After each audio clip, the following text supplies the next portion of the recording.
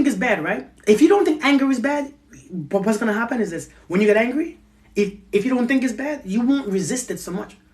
Sometimes you get mad because you actually allow yourself to get mad. You get angry because you are angry at yourself for being angry. So it's because when you resist, the feelings grow. The emotion grow. The resistance grow. Okay? So when you become angry, if you don't think it's bad, you will see it will pass. Because you don't hold on to it, it will pass. They all pass. If you just give it room to pass, it passes. Resentment passes too. Somebody do you wrong, resentment is going to come naturally. But sometimes you let it pass because the longer it stays with you, it's the longer it's going to disrupt your life. Because now you begin to build on that platform. You begin to build and plant on that platform. Emotions are are based on past experiences. Facts. They are records of the past. That's what they are. So, I mean, I ain't saying that anything is wrong to feel or to express. Express life how you want to express life. It is your expression of life. If you like it, I love it. You know what I mean? If you like it, I love it. I've been talking for a while. I didn't even know I was talking for long. If you never judge, you don't discern. What about right judgment? I don't do right or wrong. There's no right or wrong. But I understand what you're saying. If you never judge, you don't discern. You don't have to judge to discern. You can feel. It's not about judging. So how do I discern if somebody is for me or not for me? When I come around you and my energy is being pulled, probably don't need to be here. I don't need to judge because I don't know what it is. People ain't bad because listen, because my energy don't agree with yours doesn't mean that you're bad or good. It means that my energy it doesn't elevate around you, it actually decreases. I'm not judging anything. I could just feel. When you start to feel your energy being pulled or pushed or increase or decrease, you can feel. But I don't know who you are. I don't know what you are. I don't know what you're carrying. That's your business. Whatever you're carrying is your business. Because it doesn't have to be bad things. It just means sometimes I just trust my feelings. I trust myself. But I understand what you were saying. Like you saying calling spade a spade. If that's what you do, there's nothing wrong with it. Assessment versus judgment. Facts.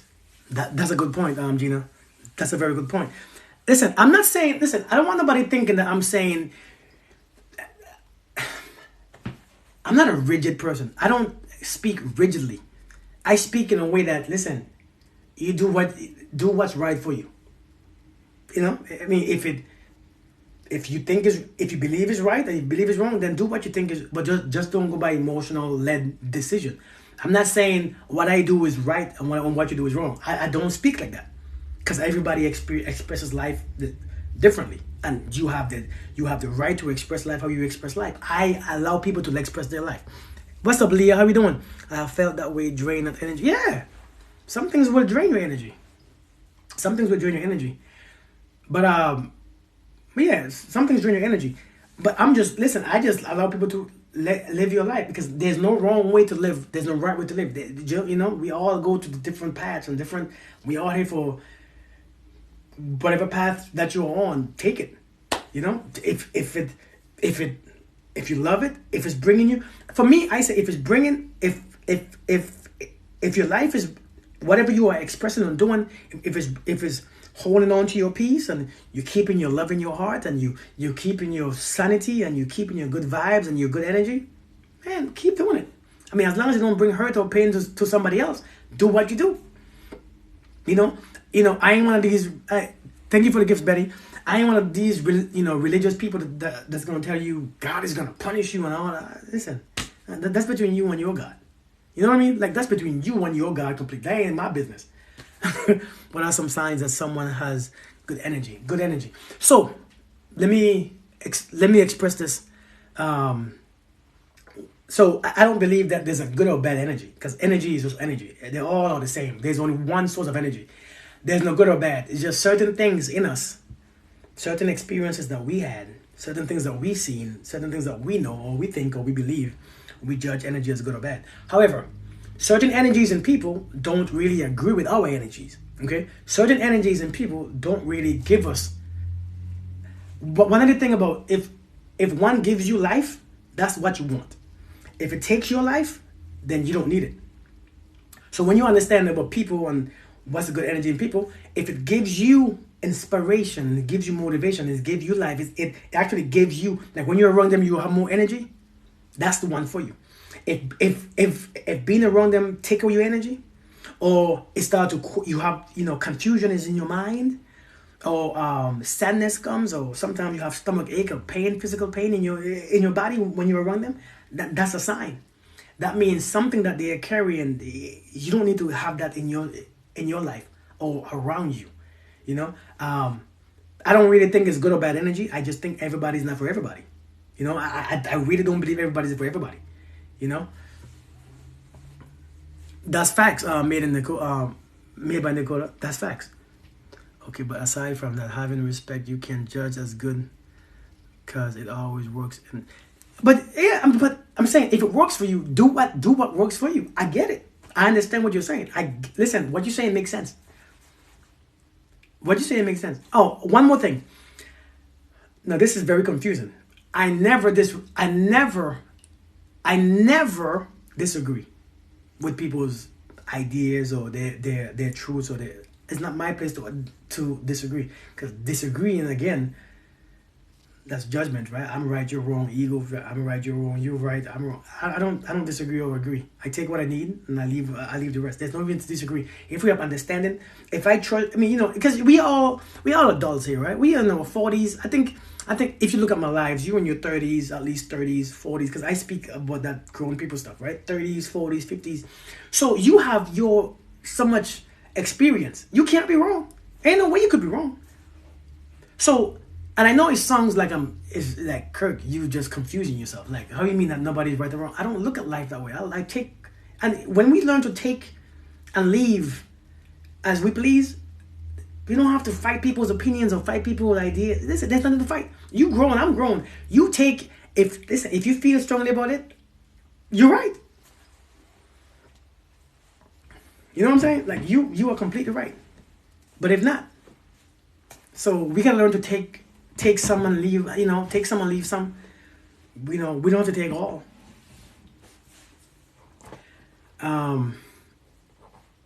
But yeah, I forget what I was saying. What was I saying again? I think I've been on it for so long. I stopped talking about relationships, but I stopped talking about. I think people just throw me off from. I was talking about relationship, but it's like the conversation just went from relationship to something else. I don't know why we're talking about these things. We're talking about all these deep stuff. I don't want to talk about all this deep stuff. I don't want to talk deep all the time. I want to talk sometimes simple, shallow stuff. It gets deep. It got deep. But I think we talk about, but I guess, we talk about what needs to be talked about. I think that's why I like my lives. Hey, Janice. Yeah, you all late. Why do people who believe in God try to get us non-believers to believe? I think people do that because what's simple and shallow. I think people who believe in God try to bring people because they think that that's what they are programmed to do, to believe that they should. Because if you don't believe in it, then you are not saved. And you know what I'm saying? If you don't believe in God, then you won't be saved, and they're trying to save your life. It's a program. It's not nothing that they know why. Because people, remember, most of the things that we do, 90% of the things that we do, we don't know why we're doing it. We are programmed to do it because we see everybody else do it. Listen, the reason why you speak English, why do you speak English? Because everybody around you speak English. That's how you spoke English. Everybody around you spoke English, so here you go, speaking English. So when you see everybody is programmed to do certain things, 90% don't know why they're doing it. They're just doing it because everybody else is doing it. So therefore, they think it's the right thing to do. That's society. That's why that's why we have a society, is to everybody to be close, so that we could think alike and be alike and look alike and dress alike and wear the same uniforms. But nobody really don't know. I mean, they just do it based on the programming. You know what I mean? There are a lot of lost souls. No souls is actually lost. And I know it's different. I don't believe souls are lost. I believe minds are lost. The souls know exactly where home is. The souls stay connected. The mind is the one that's lost. Souls ain't lost. But I think there's a place for everything. But we don't know. I mean, we don't really know. But the souls are still connected. I mean, the soul. I want to go deep no more. Somebody said, why is it hard for someone to let go of sometimes to let someone go? It's not really hard. It's just your identity.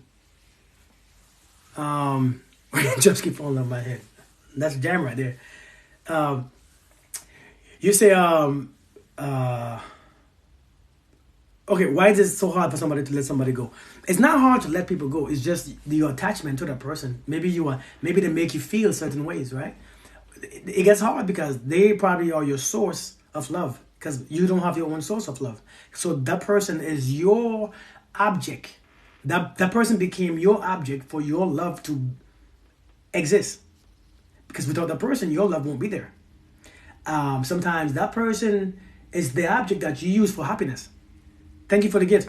And without that person, you think that your happiness won't be there. You know what I mean? I don't feel the church fire. Good. Because I don't do church. But you thanking me for very la.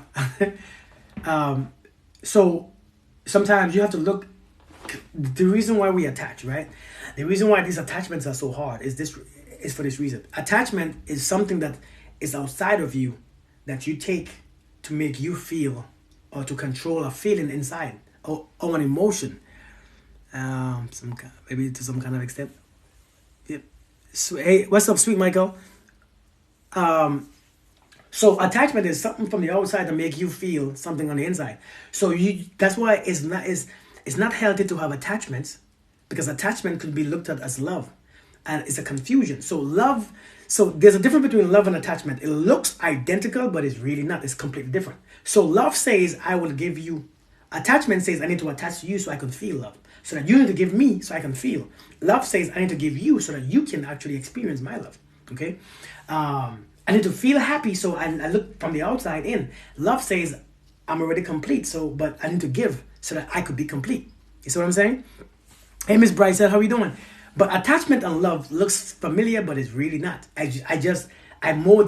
For attachment, I depend on the other person or the other thing, the car or the house or the money or the job to feel complete.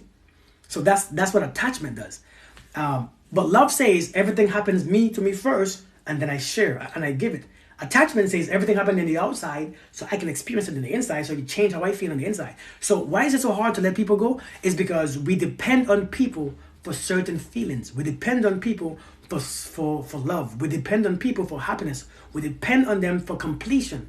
Sometimes we depend on people so that we can feel secure. We depend on people to feel an identity that's changed within us. So our identities becomes all entangled. Right? It's like quantum entanglements. If we read certain books, so that entanglement now you become one. And when you become one with that thing, whatever happens to one, the other one feels it. And so sometimes you gotta understand that it's hard to let go because of your level of attachment that you have to the thing. We have some great attachments. People say, yeah, we have some great attachments to things and people that we need to break them attachment, because those attachment is giving us the wrong information. But everything should start with us first. If things starts with us, then attachment will be lesser. You know what I mean? If things start with us, if love, peace, happiness, completion, and everything else starts with us, attachments will actually be less. Will be lessened, because I don't need to depend on that to make me happy, that to please me, that to bring me peace, that to bring me anything else, because I'm bringing that first. I have that first.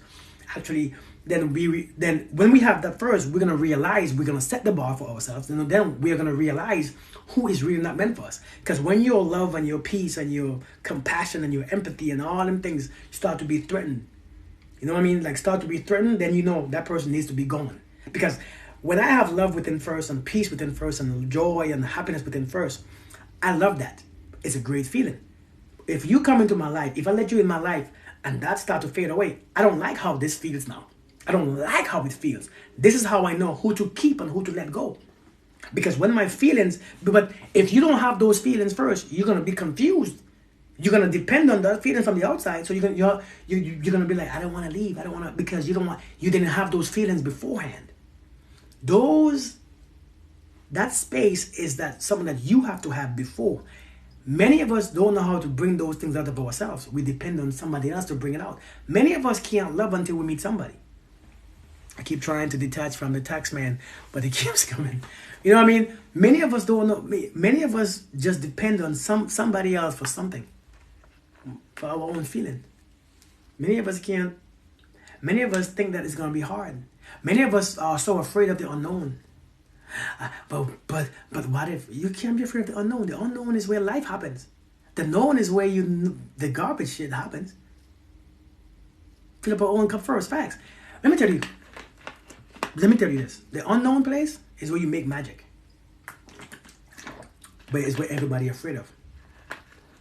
The unknown is where you make magic. Hey, Ethiopian lady, how are you doing? Thanks for joining me.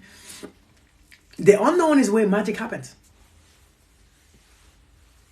Oh, thank you, made by Nicole. Thank you. But you know, people think I just talk. This is how actually I live my life. This is actually how I live my life for real. Man, listen. I think it's beautiful. I think I love it. I love the way how I mean, no stress, no drama, no issue. I mean, and I think too many people, I think many people think that they have to have a certain level of life and amount of money and amount of material things, and you really don't. Life is life. Life is still breathable. Once you can still breathe, life is at the fullest. If you could take a breath, you know how beautiful. Listen, when is the last time you took a breath and thought about it?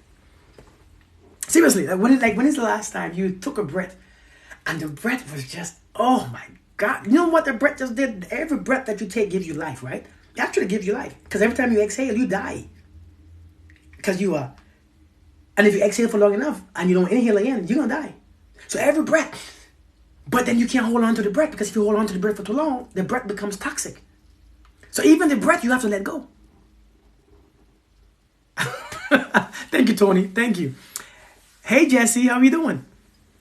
But yeah, so now the breath of life, every time you breathe in, if that don't excite you, man, nothing else can. I'm telling you. Especially when I'm facts teach you facts. Listen, and this is how I believe. This is how I think. This is how I see it. This is my perception of this right here. Everything that I need, right?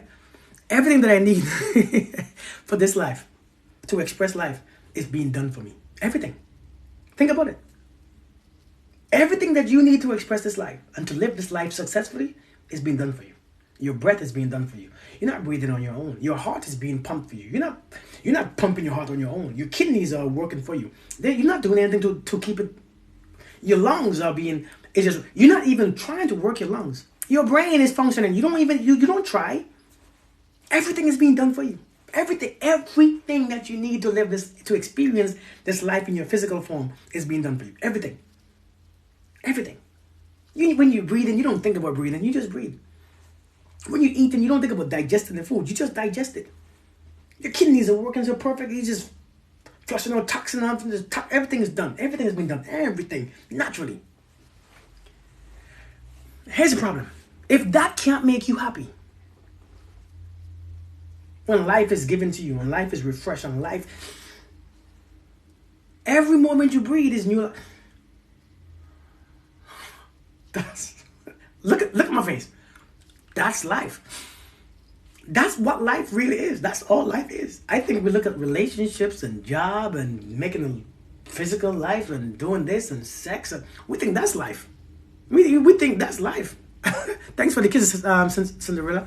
We think that's life. There are things that we add to it. We add the crap to it. We add. Hey, but this is what we do. Our breath is given to us. When the last time you tried to hear something? No, you just hear. When the last time you tried to smell? You just smelled it. Everything is being done for you. You ain't got to. When you go to sleep, do you focus on your heart beating? No, you go to sleep. Your heart. Your heart is gonna beat. You ain't doing it. As a matter of fact, you won't do shit. It's one thing that you gotta do is be happy, and you can't be happy. How is that? Listen. So we are given all this. We are given a body. We are given a body, right? This body right here. This body is meant to express and experience life, but we can't experience and express life because it looks funny, right? You know what I mean? Here we are. We are given a body to experience life, but I don't like it. So now, I'm not going to experience and express life in its fullest. I'm going to just look at my body. I don't like it. Oh my God, I don't like it. I don't like how it looks, so I'm going to hide it. I'm going to feel ashamed of it. You can't express life that way. Hey, Simple Simone, how are you doing? You know what I mean? Like, we can't express life. We're given a body to enjoy. We can't enjoy it.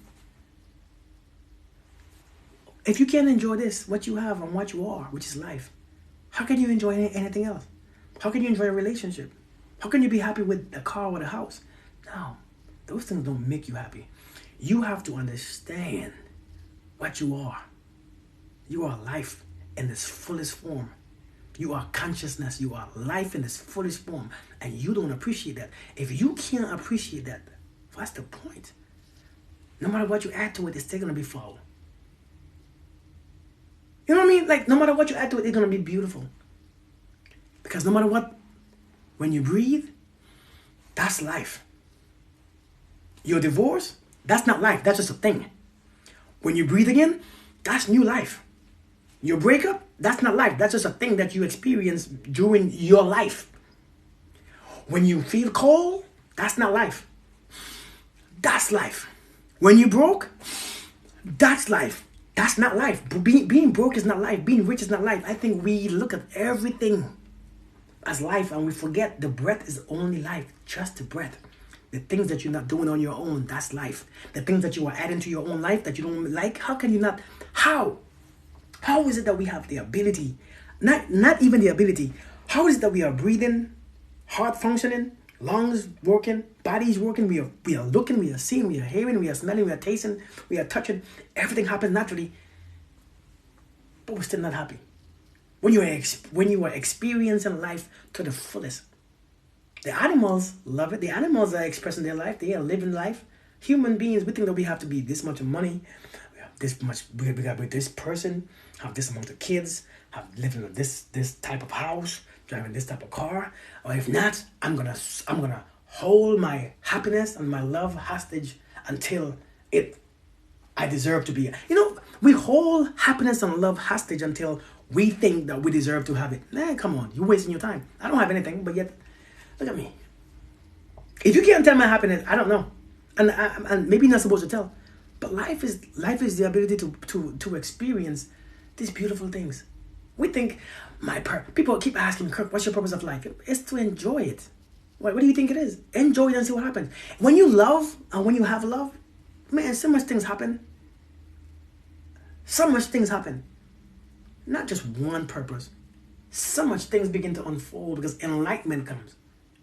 The conscious journey begins. Because when you love, listen, everything becomes open to you. Every door becomes open to you. When you love, do we understand this? When you have love is the highest frequency. If love created the stars, the moon, the planets, and all these things on this physical realm, if that's a frequency that creates it, then when you have that same frequency, every door must be open to you. Every door, every single door. If that frequency created this universe, imagine when you just tap into it. Because it ain't yours. You see what I'm saying? It ain't yours. You don't own it. You just tap into it. You tap into the frequency. See what happens. I bet you won't think life is anything crazy. Life is hard. Life is not hard. The last time you breathed in, the last time you took a breath, was it hard? Did you have the coronavirus? That is not hard. When my spirit needs lifting, I sing. I love music. But when I sing, it's just so different. That's amazing. We find things to lift our own spirit, right? Gratitude is the highest. You know, gratitude makes you love, actually. Gratitude and love coexist. Gratitude and love is up there in the highest frequencies. Gratitude and love. But the world, you know, okay, I got you though. Thank you, Wiki. Thank you. Thank you. Love is a creation frequency. It sure is.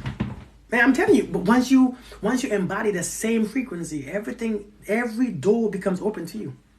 It really does. And like somebody said, gratitude, man, gratitude is like it accompanies, like, if you have both of those, I don't think that you have love without being grateful. I don't think it's possible. You know what I mean? I don't think it's possible at all. For TikTok. I speak a lot of sense for TikTok. That's funny. A lot of people speak sense on TikTok, actually. When you gotta write a book. I'm writing my book this year. My first book. It's gonna be the enlightenment journey. 365 days to enlightenment. Somebody gave me that idea. Somebody on here actually said, Kirk, why don't you write the book on the enlightenment? I'm like, you know what? I'm gonna do it. I think it's gonna be beautiful. But then again, maybe I'm just biased for my own self.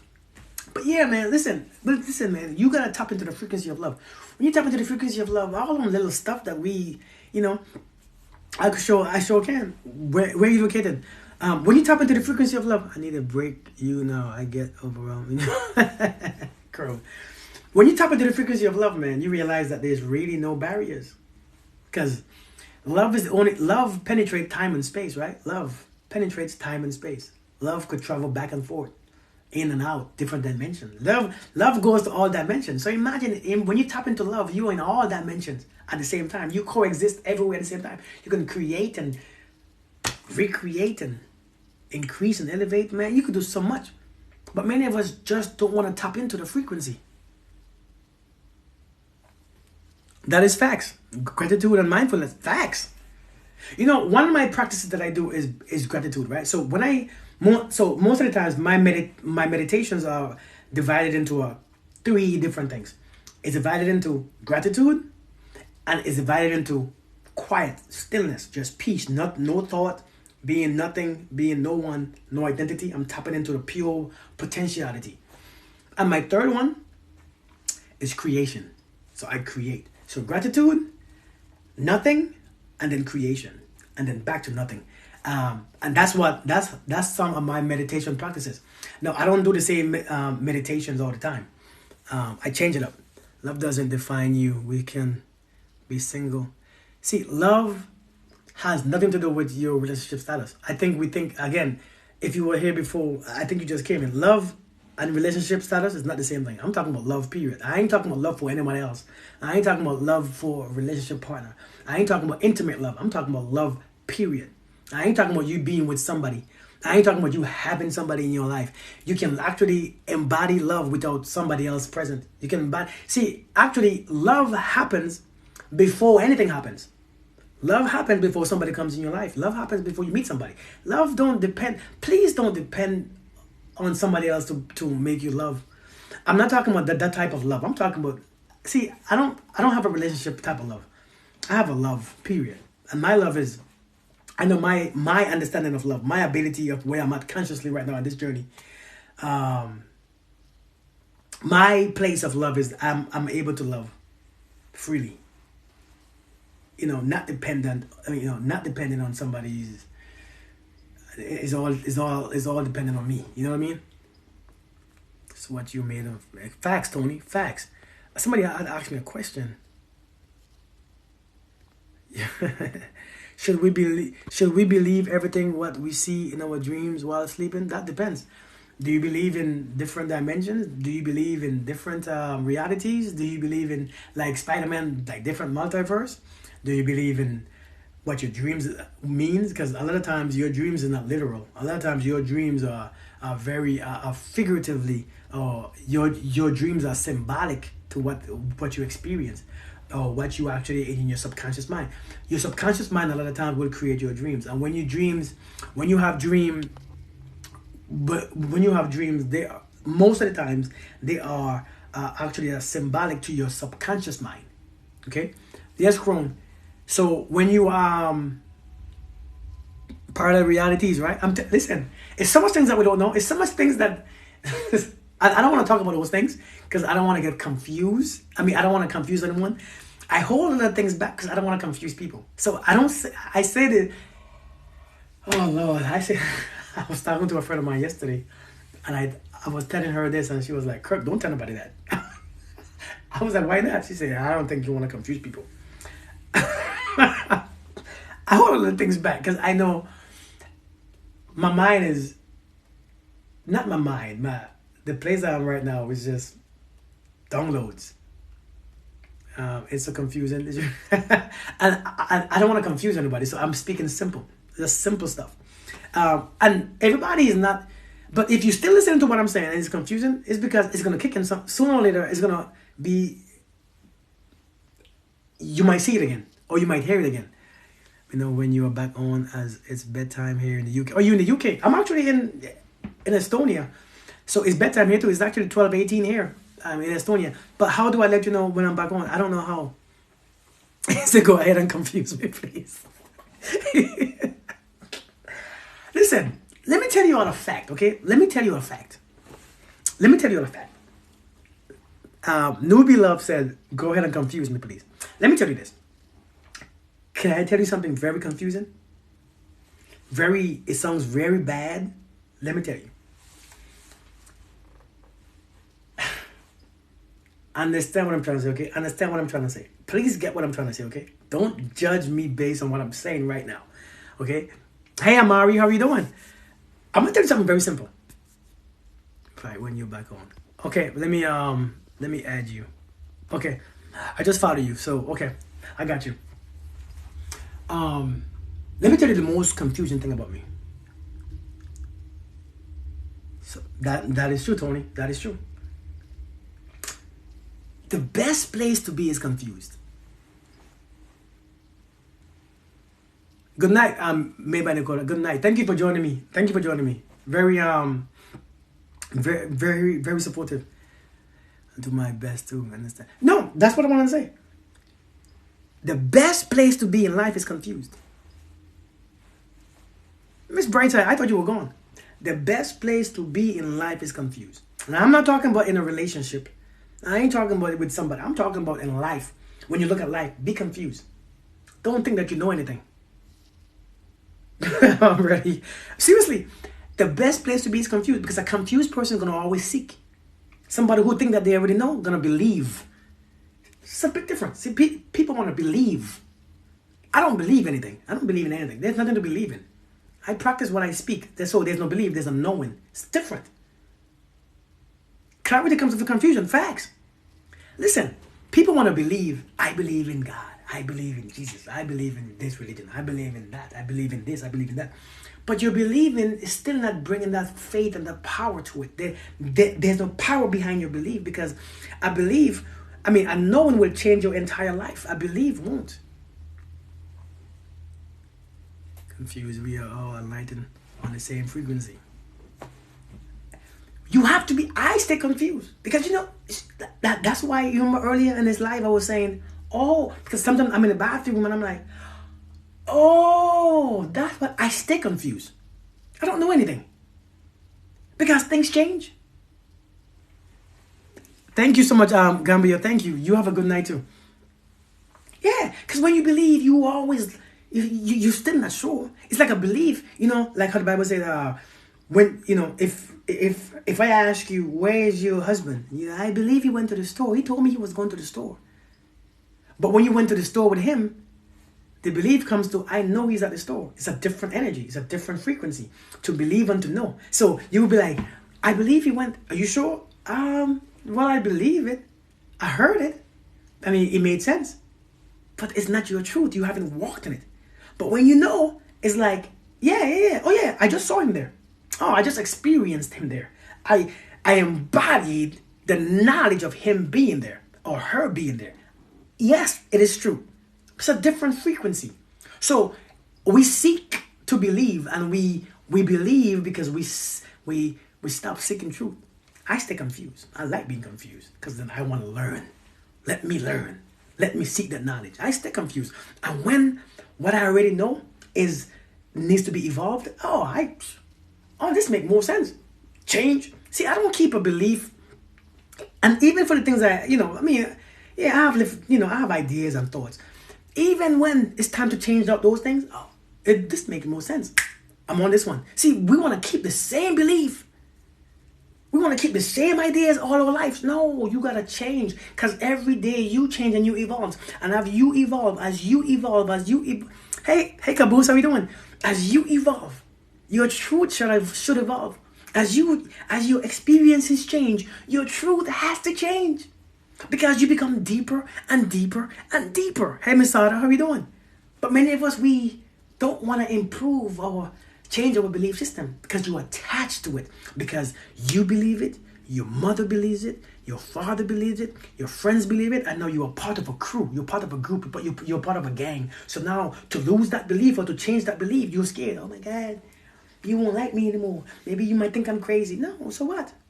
Change your belief. If they're your friends, they won't judge you based on your belief. I'm doing awesome to Caboose. Thank you for joining me. I'm doing awesome. Yeah, that programming. I'm serious. People, listen.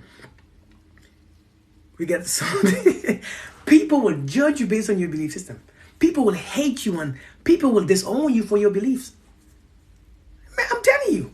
Some people can't allow to be loved because they don't believe in love exists. That's true too. You know what I mean? Some people become stubborn because they feel they're right. That's facts. For sure. Keep what you serves you till you gain a deeper understanding. And yeah, exactly. That's what wisdom really is. They say if you think you're the smartest person in the room, you might be in the wrong room. Listen, you know why I read all these books? And you know why I always seek understanding and seek knowledge and seek information? It's because I always want to, let me see what you think. Okay, this makes sense. Let me see what you think. Okay, I like that. Let me see what you think. Okay, man, that's some deep thinking. Let's put them all together. This makes sense. That's why I read all these damn books. You know how much stuff I read? Man, I just came over here to, I think I added like 20 books already to my library since I've been here for the past 4-5 months. Hey Venus B, how you doing? I think I had 20 books already to my library. Because I came over here with about 30 books. Now I think I'm at 50 something books already. I came over here with 20 books. I left most of my books back in the States in storage. I came over here with about 20 just to read again.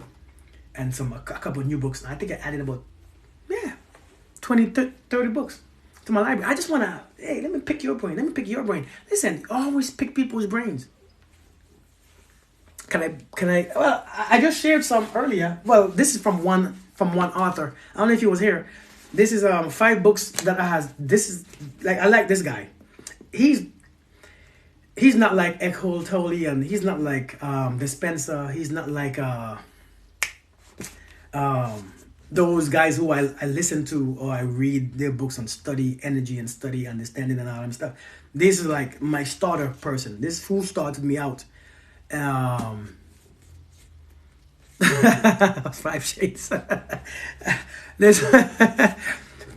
This person started me out on my journey. He's one of them starting me out on my journey.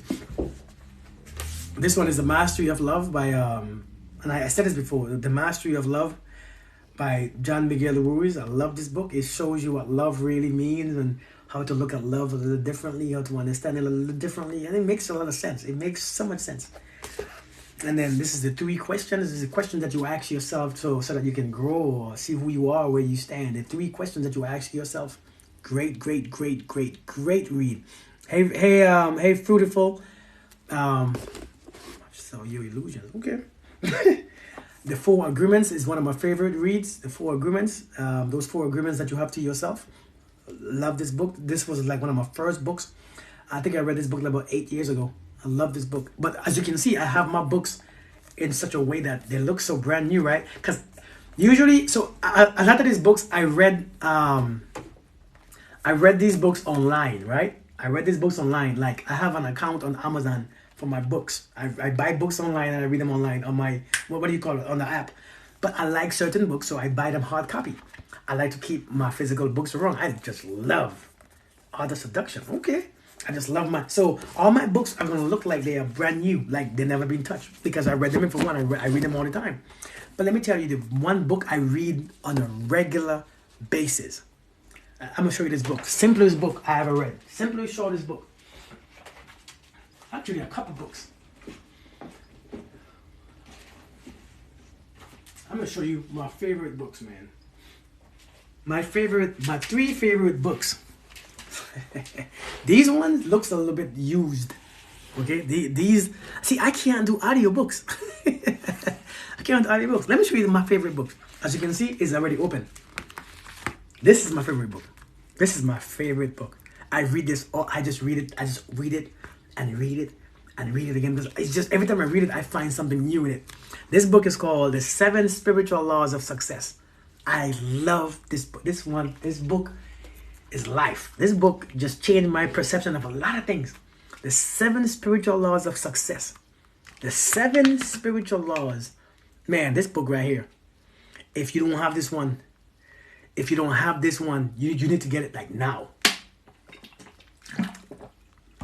It's by Deepak Chopra. Love it. Amazing. My second favorite book. Oh, I don't even have my other one. My second favorite book. We're doing great. My second favorite book is this one right here. Feeling is the Secret. Feeling is the Secret. Listen, and it's short. It's very short. Very small book. Listen, this one is look how big it is compared to this one. Very short too. You could read this in an hour. Like if you're traveling somewhere, read it in an hour. Boom, it's done. But you might want to read it again. This one, Feeling the Secret. This one is about, it's only 32 pages. 32 pages. That's it. 32 pages. This right here, man, listen. When it comes to manifestation, listen, this right here is powerful. Okay? This is one of my top favorite books. See, listen, I'm giving you all free information so you all could, listen, do as you please with this information. You could do what you please. But then one of my next favorite books is this right here. As a Man. See, I have old books. The old books for me is the best books. You are kind of quiet. Why you all so quiet? You all ain't talking? What's going on? This one is called As a Man Thinketh by James Allen. Man, listen. The second one was Feeling is a Secret. Oh, don't shake the book. Oh, you are taking notes. This one is called Feeling is the Secret. Feeling is the Secret by Neville Goddard. Neville Goddard. Too busy listening. What's up, cuz? How you doing, man? And the third one is Think As a Man Thinketh. I love it. James Allen. Great one. But let me tell you which book. Let me show you which book changed my entire mindset. Let me show you which one. I hope I have it physically.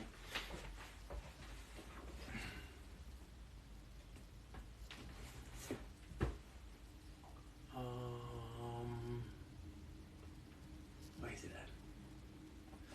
at?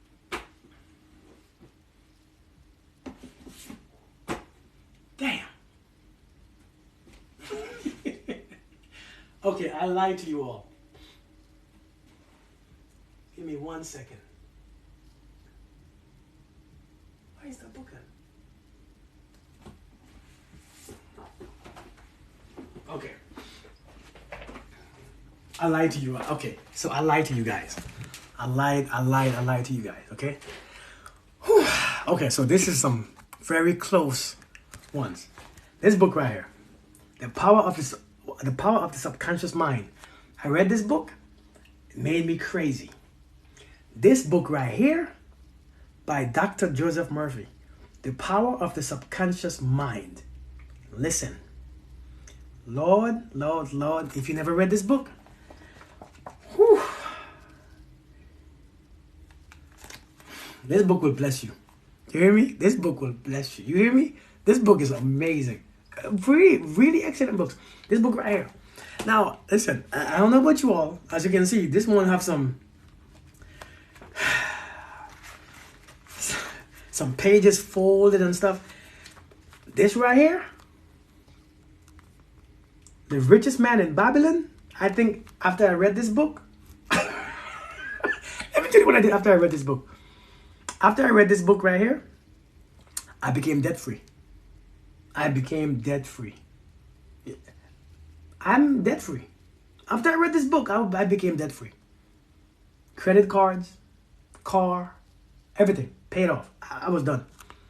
My bank account changed. This book right here changed my financial experience and expression of life. This book right here, The Richest Man in Babylon. Again, I'm a reader. I read a lot. Do I like reading? No, I don't like reading at all. I hate reading. But does that matter? No. Because if I read, usually when I read a lot, I pee. I want to pee, right? It was change your complete makeup, the power of it. Yeah, yeah. So which one should you start off with? It just depends. That just trust your own instinct, trust your own feeling, and go by. Just see, when you come into the spiritual realm, you gotta trust your own self, because it's hard to tell you which. Because I don't know where you're at. Only you know where you're at. So whatever your subconscious mind craves, go the direction. Because after you pick one, it's gonna lead you to the next. Because once you start this growth and this journey, it leads you to the next every single time. You are actually, everything is connected. Everything is aligned and connected. So just trust yourself and just pick one. It just depends. I'll need to learn and gain knowledge. I don't read. Yeah, for real. For real. Wait, is my boy? Yeah. Cousins, for real. Only the last two stand out to me. Okay. So this one is awesome.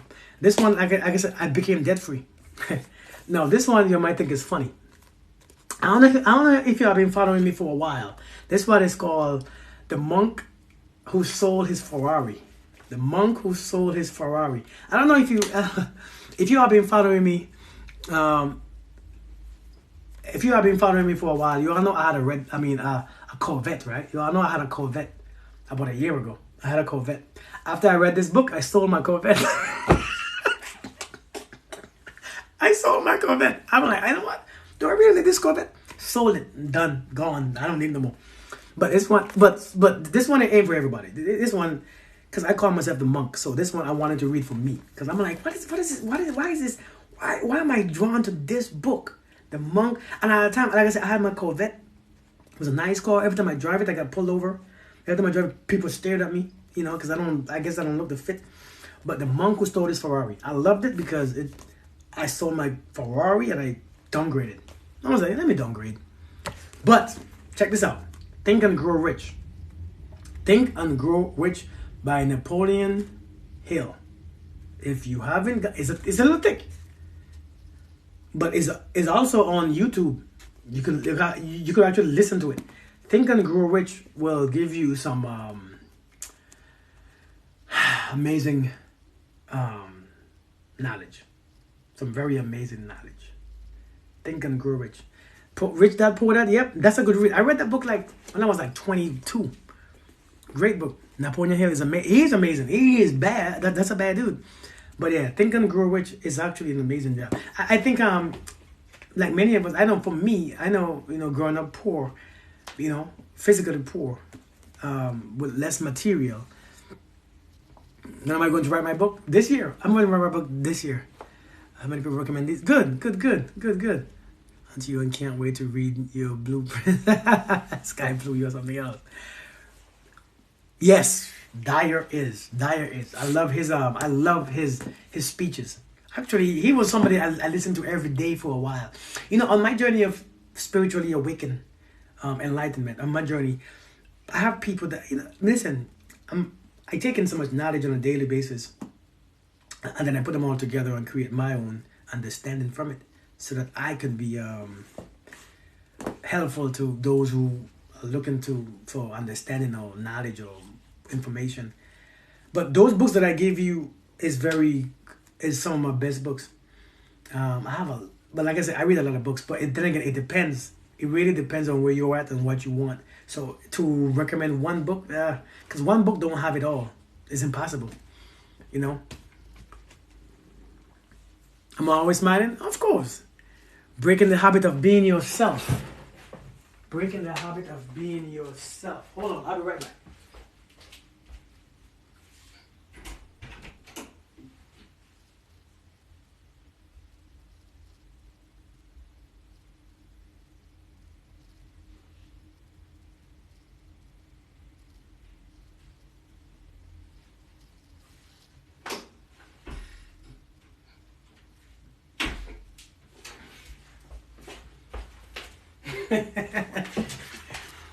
Breaking the habit of being yourself. As you can see, I'm on this page, but this is a great book. Breaking the habit of Listen.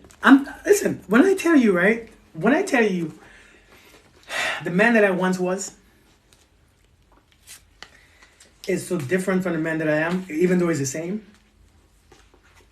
But when you have all this knowledge, you can't be the same person anymore, even though you are the same. But your mind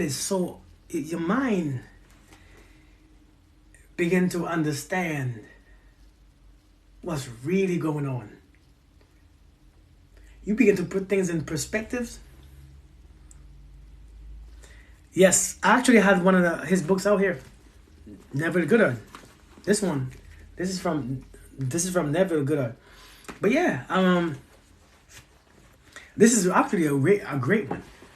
But but like I said, there's no one book that's have everything. I mean, people could say that the Bible. I see somebody said the Bible and Jesus Christ. And listen, if you read the Bible and it's all that you need, by all means, do it. Read it, believe it, and but here is where this is my own knowledge. Okay, this is what I realized. You realize we have known each other for 14 years. Or you ain't the youth. Facts. That brother of me was stationed in Germany. It was Germany, right? About 14 years ago, yeah. It was Germany that we were stationed together. Now he out the army, having his own barbecue restaurant. But yeah, me and John Cuz, we were stationed together. We worked in this closest. I think he was in the orderly room and I worked in the supply room. Yeah, close together. And yeah, 14 years. I'm telling you, man, as soldiers, when you deploy, it's different. When you deploy together, you have a bond. It's just nobody understands that bond, man. But yeah, 14 years. I show it the same, man. Back then I was showing my ass. You hear me? I forgot what was I saying again? I forgot what I was saying. I forgot the Celestine Prophecy. That book too. That Celestine Prophecy. Do I have that one physically in hard copy? Man, do I have that one? Did I bring that one? Oh man. You know what? I don't have that one, the Celestine Prophecy in hard copy, but I bought the 10th Insight. Have you read this one? The 10th Insight? The 10th Insight. This is part 2 of the Celestine Prophecy. Lord, I don't even know how I started to read. I don't even know why I started to read. Hey Jacqueline, how are you? The one blew my. Yeah, I told you it would blow your mind. But I don't know how I started to read. I think I was just on a hunger for knowledge, for information. Because knowledge is not a good or bad thing. Information is, because information can be judged. But I was hungry for knowledge. Okay. Hey, Petty 1207. I was on a hunger for knowledge, man. And I started to read from one to the next, and then after a while, you start to read without judgment. You don't read to believe or not believe. You just read to feel.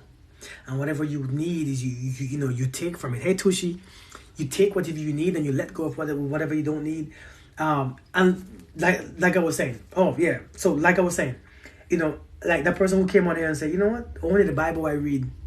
I made a video one time and put 5 of my top books, and I had even though it was supposed to be a positive book, a positive video, people was taking it like, oh my God, I can't believe you should only read the Bible because that's all you need, or you should only read the Quran, it's all you need. And I'm like, listen, if the Bible is doing its job for you, listen, if your life is complete in a way that financially, spiritually, physically, emotionally, and all them other leads, if you are actually,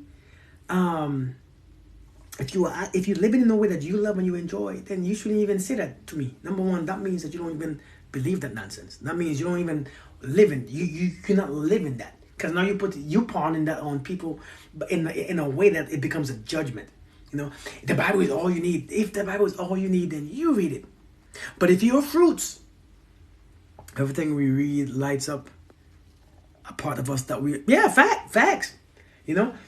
If the fruits of your spirit ain't sweet, if you bite your own fruits, jealousy and anger and stuff, and you don't like it, then believe something else. You have the wrong beliefs.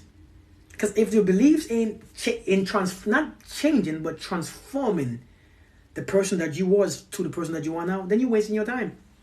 So yeah, the Bible, if the Bible is all you need, and every part of your life, every area, energy is flowing effortlessly. Because if energy is flowing effortlessly and freely, then finance is gonna be straight, relationships gonna be straight, physically gonna be straight, diseases are not gonna be in you, emotionally gonna be good. Everything is gonna align itself because it's everything. So if your fruits ain't sweet, listen, change your belief system. I can tell you right now, in my life, and listen, those who know me knows that I ain't talking nonsense. Those who know me, I like my fruits. Now everybody don't like them because the way I come off to people sometimes, I could be misunderstood, or I could be.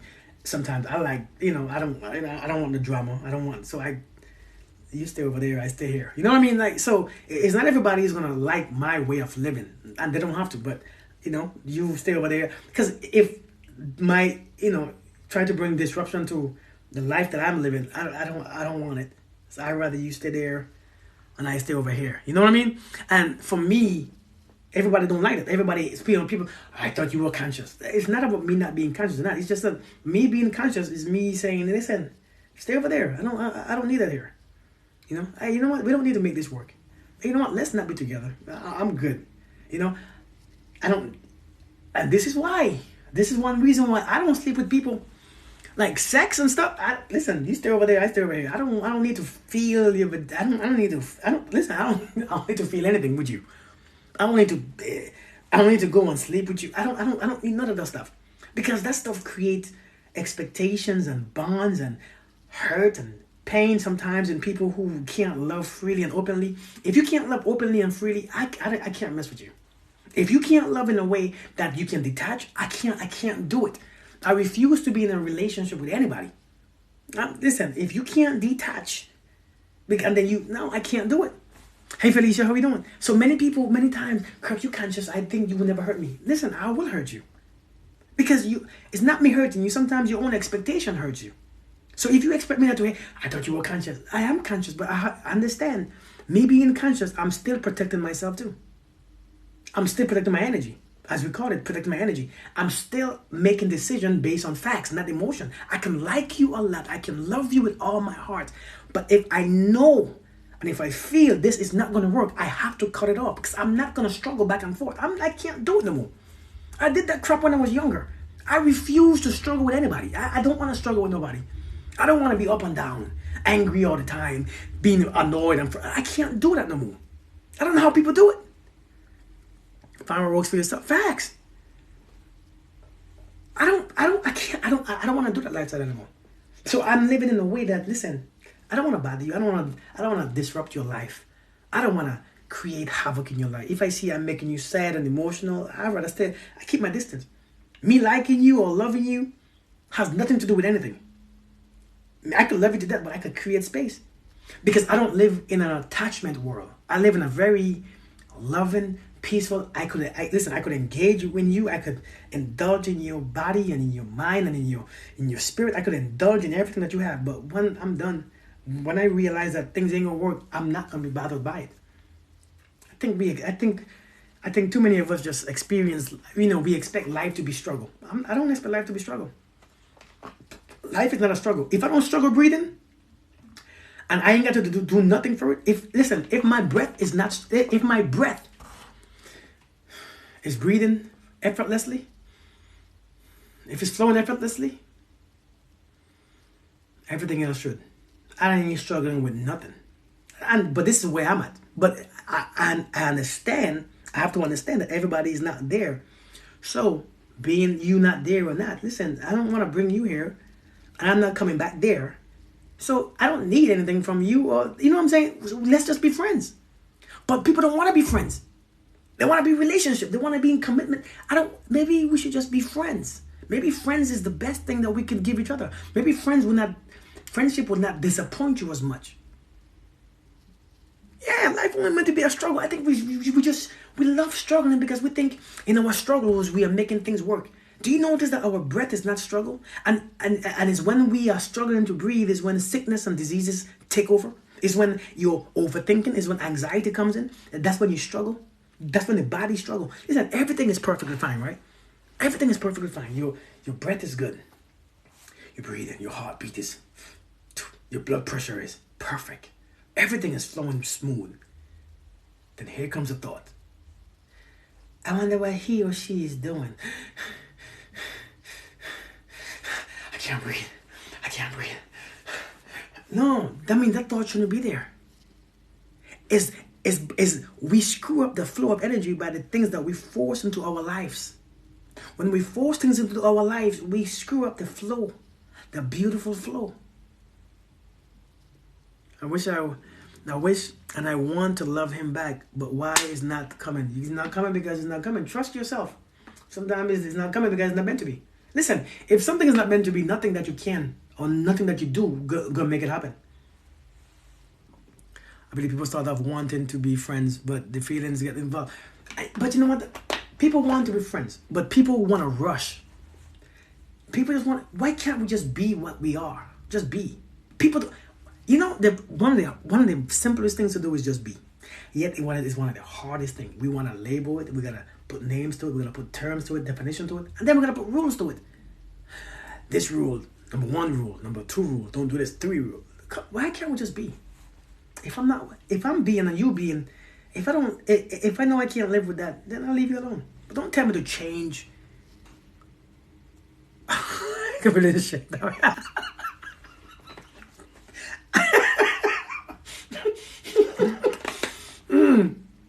That's funny. But yeah, man, I'm just saying. I'm just saying, man. I think we try to force things. And it's not just relationship. We try to force friendships. Trying to force certain foods. Certain people in our life, certain jobs, certain emotions, certain feelings in our life. Anything that you put in your life that causes your breath to change, get rid of it. As a child, growing up, your breath was steady. Except if you have asthma. I experienced asthma before. See this flow of life right here? How you know if something is for you or not for you? One day, focus on the breath. Just breathe, nice and slow.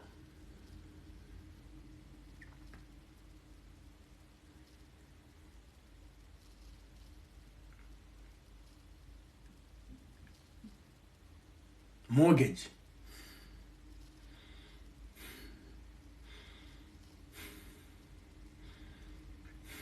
My babies.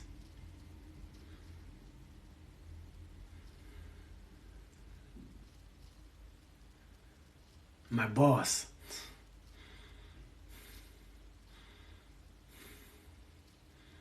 Nature. Seriously. Listen, if you focus on your breath, I promise you, if you focus on your breath, a lot of things in your life, you're going to know if they're good for you or not. You got to, exactly.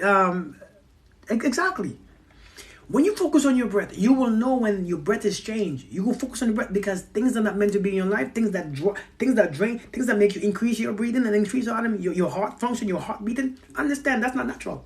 It's not for you. Learn to listen to your body. Your body will actually tell you. Oh, you were meditating too? Been on my journey for 8 years now. I've never learned so much in one. Wow, that's amazing. Really, that's amazing. Are you male or female? I can't see your picture.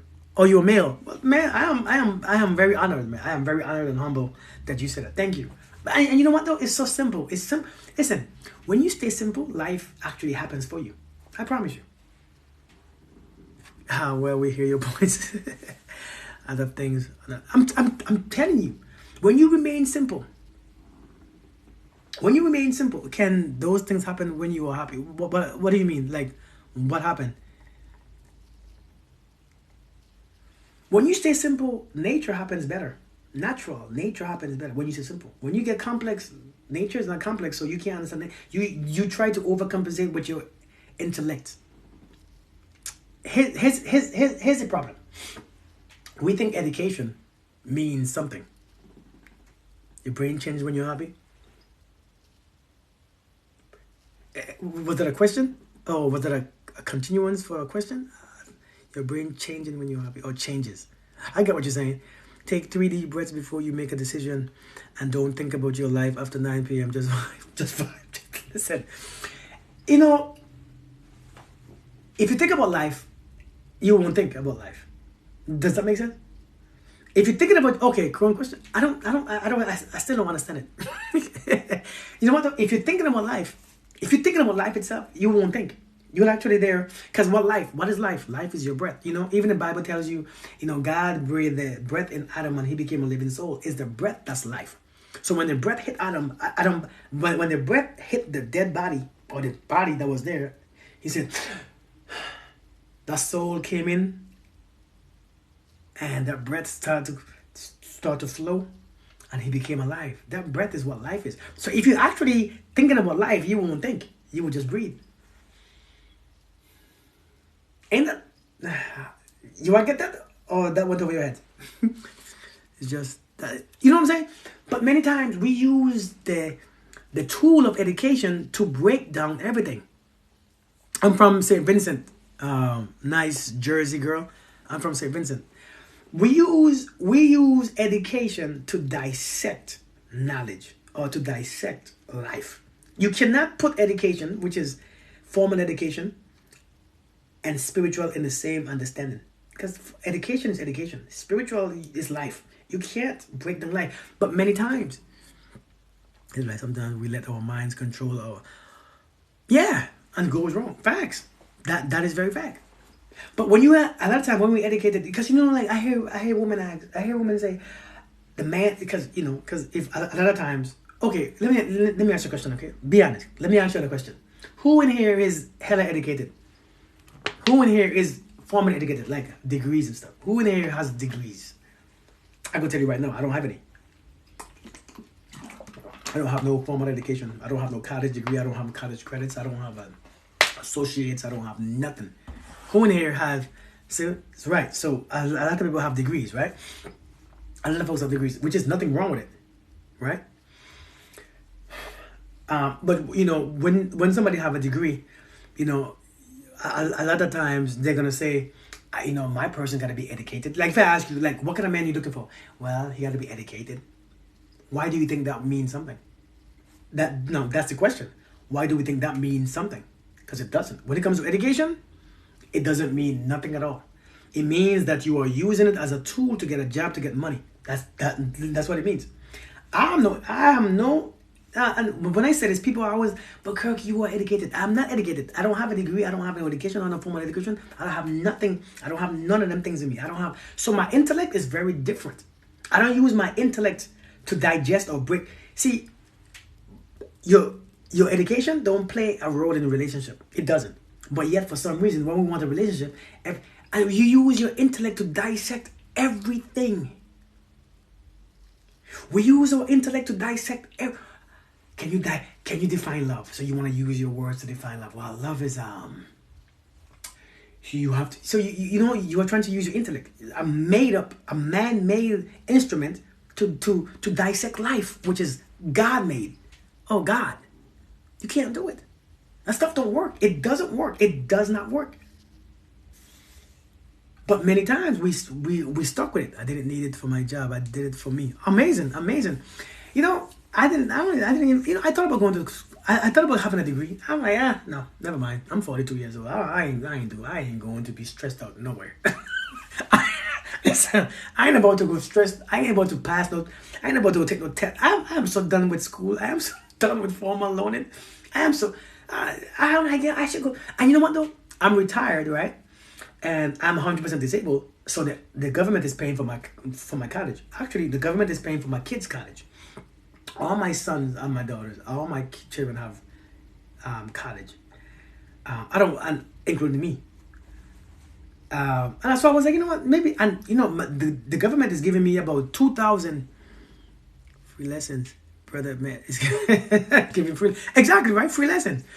Now the government is actually giving me about $2,000 every month to go to school. I'm like, man, I could take that money, but I'm like, man, I don't feel like going to school. But I mean, I might take it one day just for the extra income.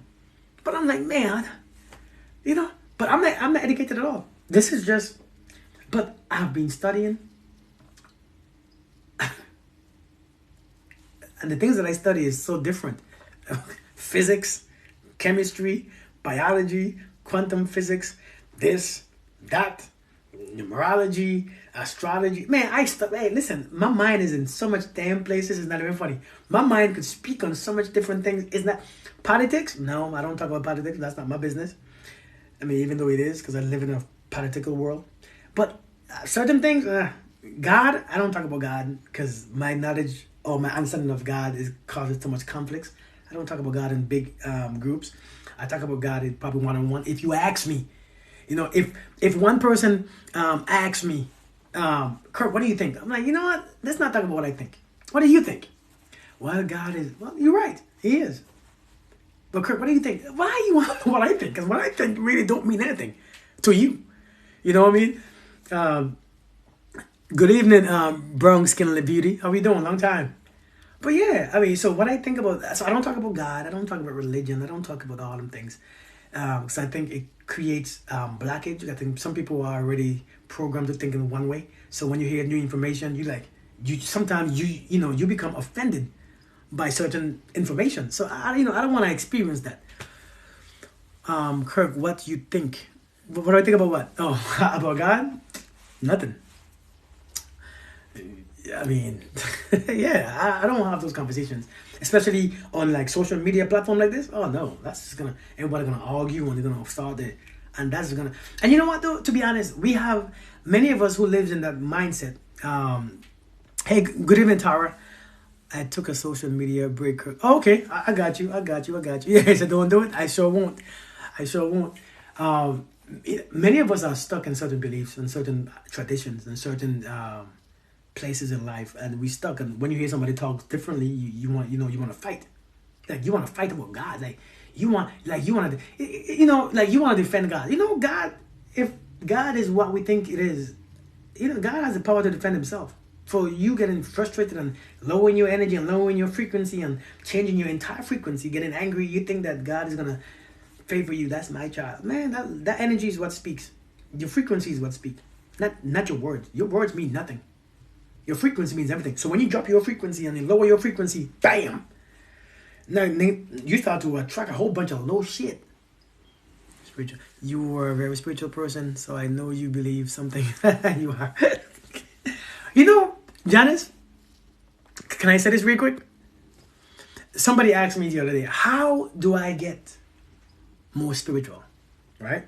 Somebody asked me, how do you get more spiritual? And let me tell you my answer. I said, you cannot get more spiritual than what you are. You are already spiritual. You are you are so spiritual that you think that you're not. Because you're not practicing something. You are extremely spiritual. You are so spiritual, right? Because that's all you are is spiritual. That's all you are is spiritual. You can't help it. Ain't nothing that you can do about it. You just are spiritual. How can you get more spiritual? You can't. Now, how do you understand your spiritualness or your spirituality? Then you can have more knowledge of you. Become more knowledgeable about you. Then you understand how spiritual you really are. But we are so spiritual already. We are at the highest level of spirituality. We are very spiritual. We all are spiritual. We all are. Every one of us. That's what because remember, the physical only has 0.00001% is form. This is 0.00001% of who we are. Not even 1%. 0.00001%. This is what we are. 0.00001%. The rest of the 99.99999 is more of what you are, but you can't see it. Because it doesn't physically exist until you tap into it. Listen, you are more of what you can see than what you can. This right here, this is only 0.0. But you know what? Though we spend so much time blocking our energy from. I don't like this. He's big. I seen a tall dude in the gym today. Dude was tall and big. I was like, God dang, you a beast. And I look at myself and I'm like, man, you, yeah. But you think for 1 second I was feeling anything? No, there's nothing to feel. You are you, I am me, and this is 0.00001%. Why am I gonna let 0.00001% bring my energy down? Seriously, why am I gonna let 0.00? Because the 0.000. If you allow, man, we have to understand this. If you allow 0.00001 make you hate yourself, make you expect things, disrespect yourself, block your energy. I'm insecure. Oh my God, I'm so insecure about my this. I can't even like you. You probably won't like me. Oh my God, you don't even want to see me naked. Oh my God, I'm hiding myself. I'm covering myself. Oh my God, I am so insecure. I don't even like how I look. So I know nobody likes how I look. So let me hide myself. Let me start to feel low. Let me kill my own vibe. Because we kill our own vibe. We killing our own vibe. Crew, you gone? All fish. That's what exactly. All fish, small fish, medium fish. It's still fish. So I'm telling you, I'm telling you, giving up energy. But I'm telling you. Good night, Betty. Thank you so much. But I'm telling you, we kill our vibe because of the 0.00001%. What if we can see and tap in? What if we can tap into that 99.99? You know how much strong we're gonna be? You know how much information that we're gonna have about so much life? You know how much power that we're gonna actually experience? Because we are so powerful, but we can't experience our power because this body, we are using this gift that we have to block. You know why you have a body? Let me tell you why you have a body. You have a body because, have you ever had ice cream before? Have you ever had, what's your favorite ice cream? Chocolate? I like chocolate chip. Chocolate chip. Anybody like chocolate chip ice cream? Oh, you ever had like a warm baked cookie? Have you ever had a warm baked cookie with some ice cream on it? Oh Lord, and it's still warm and the ice cream is melting. Oh Lord. That's why you have a body. That's why you have a body, to experience those things. That's the point of the body, is to experience the beauty of everything physically. It's to experience the taste and the touch, to hear it, to listen to it, to taste it, to smell it. That's why you have the body. It's a gift to you. It's a gift. The body is a gift to be enjoyed in this physical plane. It's a gift. It's a beautiful gift, so you can enjoy this beauty of this physical existence. It is actually to experience those things that the spirit can't. The spirit can't taste ice cream. Were you screaming? When you screaming? The spirit can't taste ice cream. It cannot taste some wine. The spirit can't taste wine. Hey, Angel Queen, how you doing? The spirit can't taste some curry chicken and some white rice with some gravy on top, or some oxtail. The spirit cannot taste it. You have the body to experience it. Why are you allowing what the gift is to block your spirit from going out? Come on now. Somebody say amen. Somebody's, it doesn't matter how it looks. It's only 0.00001. Help it. Come on, man. Like, we gotta stop. We can't even enjoy life because the body is blocking you. You allowing 0.00001% to block your entire expression and experience of this beautiful life. If you're doing that, you're wasting your time. Somebody say hallelujah. Thank you for the gifts, Angel. Never heard anyone say the body is a gift. Most think it's not a curse. You can't enjoy ice cream if you have no body. You can't enjoy sex if you have no body. Have you ever seen two spirits having sex? It doesn't work. The times in my life where I have astral projected, I never wanted sex. Sex wasn't something that I wanted in that realm. You don't want sex in that realm. You want sex in this realm because you have a body. When you astral project, or I don't want to go deep into that conversation either, because I don't like to talk about that stuff on here because people are gonna get confused. It's not a curse, man. When you leave realms and dimensions, when you astral, when you travel, I ain't got a podcast yet. But when you travel to different dimensions, you don't want sex. Matter of fact, you don't even use your mouth to speak. You don't even use your mouth to speak. You don't scratch. You don't touch anything because there's nothing to touch. It doesn't exist. So sex is not even. You're not gonna be having sex in heaven, as we call it. When you elevate your consciousness, there's no sex in different dimensions. Sex is only physical body. When you were in a spiritual or in a different form, there's no sex needed. Sex is only here for the body. So I'm telling you right now, I'm telling you, enjoy the body while you have it. Enjoy it while you have it, because you don't have it for long. You don't have it for long. You don't have it for long. Enjoy it. Get to know it. Get to know what it likes and what it don't like. Get to know what makes it feel funny and what makes it don't feel funny. Get to know what it enjoys and what it hates. Get to enjoy what's good for it and what's bad for it. Get to enjoy how to treat and take care of it. And when you start to get that knowledge of your own body that you've been carrying around for all these years, when you actually learn it, because many of us, it doesn't come with instructions. So you gotta figure it out for yourself. You gotta figure it out for yourself. But when you understand, I know I shouldn't have said astral projection, because I didn't wanna go deep into that. I didn't want to go deep into it. That's for a different life. Yeah, I'm telling you, man, you have to use the body for good. Experience it. Have sex in it. Now, I ain't saying to just be wild with it. Enjoy it. Taste foods. Travel. See stuff. Touch stuff. Thank you for the gifts. Thank you, Angel. You know what I'm saying? Smell the roses.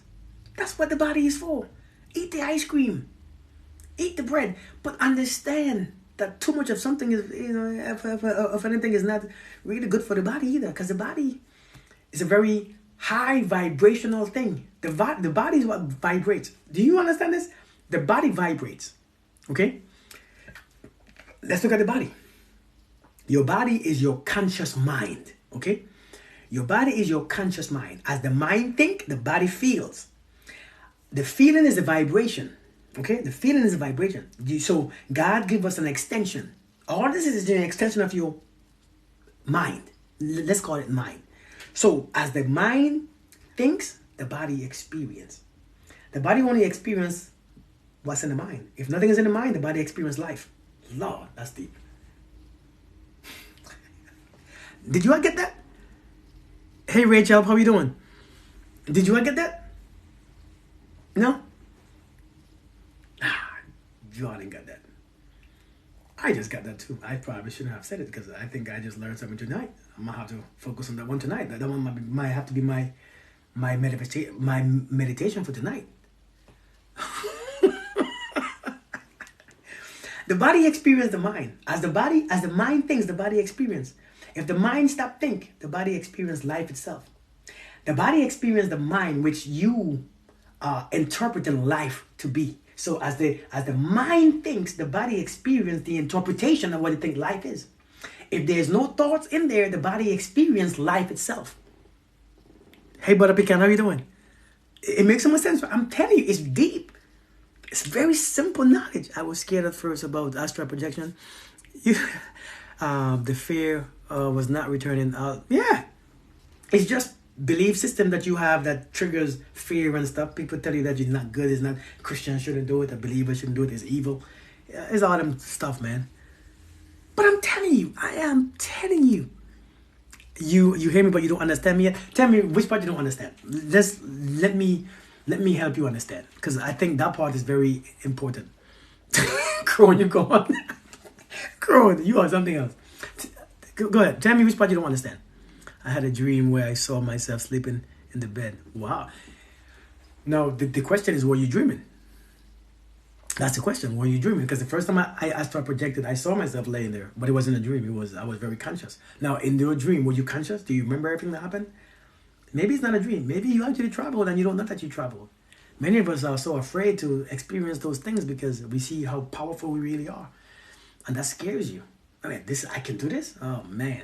Because once you cross that line, once you cross that line, Lord, once you cross that line of knowledge, when you have certain knowledge, you can't go back to ignorance. And that's very scary. Because now you can't live a life anymore. It's like for me, like once I elevated my consciousness. All right, Crone, you go. Crone, just sit right there and look at me and watch the video and stuff. Because if you're gonna go, I'm not putting it on YouTube because you always want to leave my lives and Kirk, can you put it on YouTube, please? I missed the laugh. No, stay right there. Yeah, listen. Oh, all of what I said? Oh man, you missed all of what I said. I don't even know. I don't remember what I said. I don't even know what I said. What did I say anyways? I forgot what I said. I don't remember what I said. Okay, so listen. Okay. You mean with the mind, right? Okay. So the body and the mind is connected, right? The body and the mind is connected. As a man thinketh, so is he, right? As a man thinketh, so is he. As you think, your body moves, okay? If you say, I want to scratch my face, what happens is that your body reach up and you begin to scratch your face. So as the mind thinks, the body reacts, okay? So the body and the mind is connected. So remember, thoughts are the language of your mind and feelings are the language of your body. Thoughts and feelings come hand in hand. They are wired together. Okay, they are wired together. No, of course not. Sometimes it's right here. Sometimes it's on this planet. Because actually, when you look at dimensions, isn't it? Oh, let me not go into it. Hold on. Let me explain this one. Man, you all got me excited. So the thoughts, and so if you look at the body and the mind controls the body, right? The mind controls the body. Yes, there is. Yes, there are. The mind controls the body, right? So as the thoughts go, the body is reacting. As you're thinking some type of thought that makes you angry, the body starts to feel anger. The body starts to feel anger. As you think about a thought that makes you happy, the body starts to feel happy. It starts to feel enlightened because the thoughts and feelings connect. So whenever you are thinking, you are interpreting life. Okay? So if this is what you're thinking, this is your interpretation of life. Life is just there. We don't know what life is. We can only express it and experience it. We don't know what it is. We are only breathing it. We don't know what life is. We don't know what life is. Write what down? What do you write it down? We don't know what life is. All you can do is live it. You can't explain it. You can't. There's nothing to understand. You can't teach. Like there's nothing that you can speak about life because you only can. Because words carry a low frequency, so words are not high enough to explain a higher frequency. Words are only a low frequency vibe. So no matter if you could say 1,000 words, you still can't describe it because your words are low frequency. My words too. Words are low frequency. Life is what you make it. That's it. He said, take notes. So now, as you think, you are interpreting life. Somebody somebody show you their middle finger. You are interpreting that as a sign in your mind and your understanding and based on your experience. So now your reaction is based on how you interpret that event. So now your body becomes angry because your mind is angry. Do we get that part yet? The universe don't understand words, facts. It understands our feelings. The energy, the feelings, right? So now, if there's no thoughts there, right? If there's no thoughts there, the body is experiencing life. The body is present. Because to not have thought is to be present. And to be present is to experience life. Like this. Now, when you experience life, life is past, present, and future. Life is a consciousness that connects to every dimension. That's what life is. Life is a complete consciousness that connects to every dimension. Sleep, wake, past, future. So once you are still, there's no thoughts in the mind, no feelings in the body. The body is now experiencing life through all dimensions.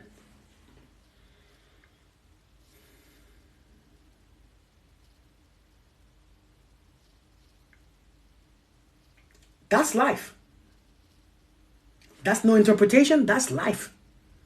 You are literally right there. You are there experiencing life. Life is just happening. You are going with life. Just being there. Nothing to interpret. Nothing to understand. You are there. And guess what? Guess what? When you are there, you realize that when you are doing nothing at all, you realize, do you remember that thing I told you about? Now check this out. Lord, I'm going to go deep, but I hope you all stay with me, okay? I hope you all stay with me for a good 2 more minutes, okay?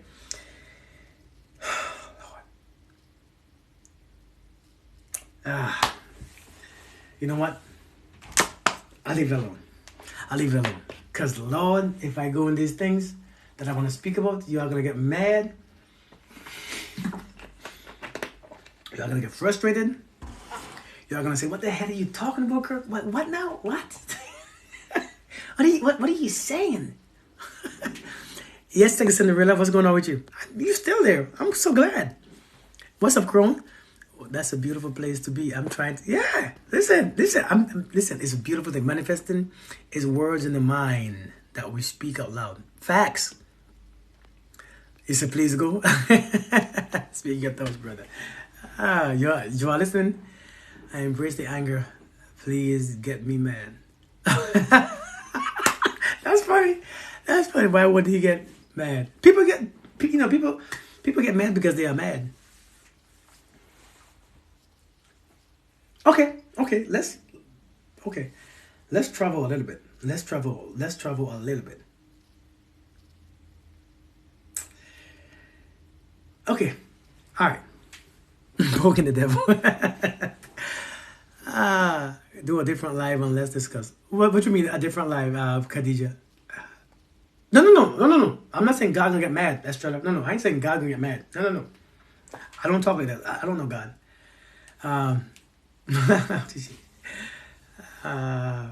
Yeah, I'm not saying God gonna get mad. I said people gonna be mad, not God. People, because when they're giving new information, people gonna judge it. This can't be right. It's not what I thought. It's not what I was taught. So no, yeah, not God.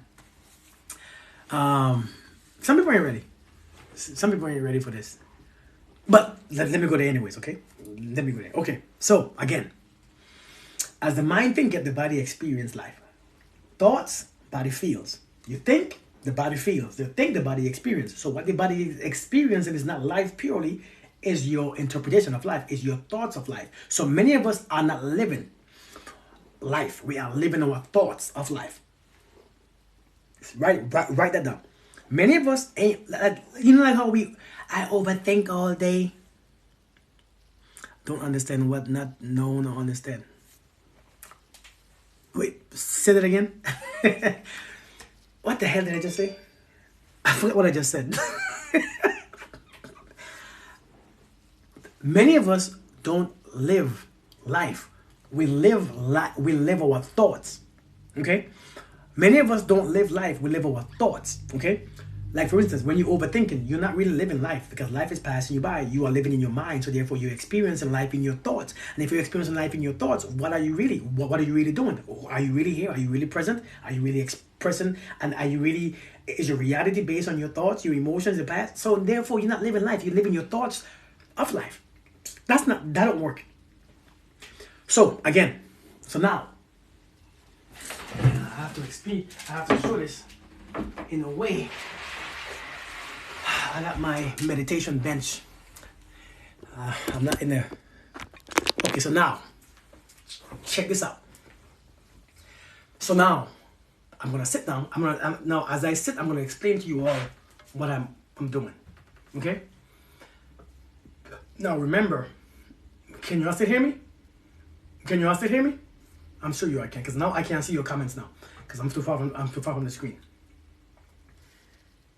I'm going to show you something, okay? I'm going to show you something that I want you to understand what I'm doing. Don't judge what I'm doing. Don't try to figure it out. I want you to kind of open your mind, okay? So can we open our mind just a little bit, just for a short moment? And then after this, I'm going to end this live, because I think I'm going to go straight into it now. As I finish this live, I think I want to do it now. Okay, open your minds up a little bit. No judgment. Leave the judgments alone. Don't try to understand. Don't try to listen too deeply. Just open your minds. What you're gonna take it. And what's gonna leave it. Don't force yourself to try to understand it. Don't force yourself to try to understand it, because all you're gonna do is push it more away. Just open your minds up and just listen to the words. Try to understand it. So I spoke earlier. I said what the body is 0.00001% of what we are made of. That's what atoms are made of. Atoms are 99.99999% empty. There's nothing in an atom but 0.00001. Now, if what we are cells broken down into atoms and subparticles, therefore, our cells also are 0.000001 with 99.99999 of nothing that you can't see. What that's called is the law of pure potentiality. The law of pure potentiality. What that means is this. In the universe, what you can see is only 0.000001% of what's really there. 99.99999 is what you actually call mind over matter. That means is in that 99.9999 space, no physical things exist and no physical thing don't exist. Everything is there. Stay with me. That's why when you manifest, you tap into the frequency and the thoughts become things.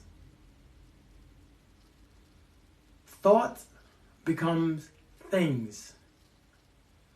Based on your consciousness and your thoughts create that pure potentiality, that field of energy is just field of energy. Unused, like a cell, like an atom, that 99.99999. As the observer focuses his thoughts on something for about 16 seconds, you begin to create something. That pure potentiality start to become visible.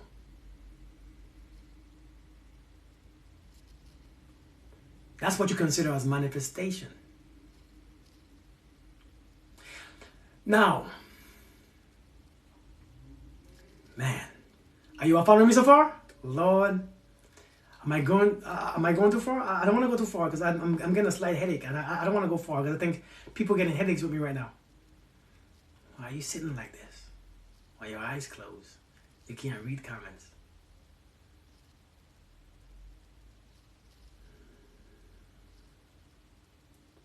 Now,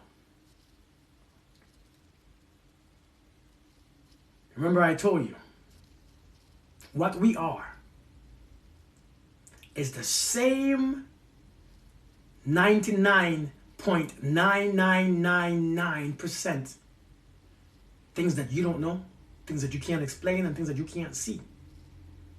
When we say, I know who I am, you don't. You just know what you practice being.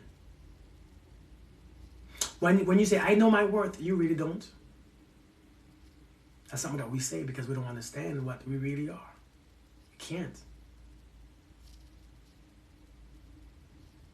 So if you live in your mind, you are experiencing life in your mind. And those things are creating your realities. I'm afraid of ducks. You're going to see ducks all the time because it's a very strong thought that you hold. So therefore, you are creating it in that pure potentiality universe. Now, you will create ducks in your path. Your path will lead you to ducks. The universe don't understand, don't, and can't. You understand your deepest thoughts, your deepest feelings. So now, if there's no thoughts there, then the body is not in a time or space. The body is literally just there experiencing life, and life is in past, present, and future. Life is all connected. Your past you is connected to your present you. That's connected to the future you. That's why Christ said, when Christ died, listen, don't close your mind yet. When Christ died, everybody before him who existed became saved, right? Remember that? So that means what he did in the present, the past was affected. Lord, I'm going deep. And you all still ain't getting it because some of you all are so stuck. So when there's no thoughts, life is present. When life is present, now you are in that place where you are tapped into that 99%, 99.999 pure potentiality area. You are in that place when you are nobody, you are nothing, you are no one, you're thinking nothing, and you are being nothing. You are just present.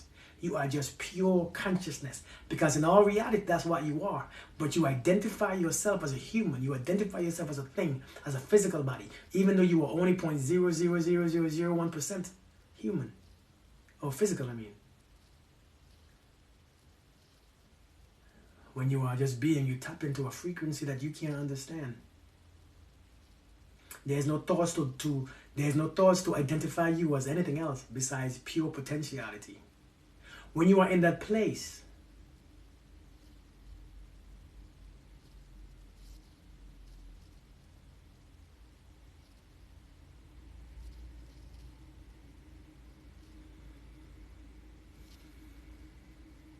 the only thing that you can take there is your breath.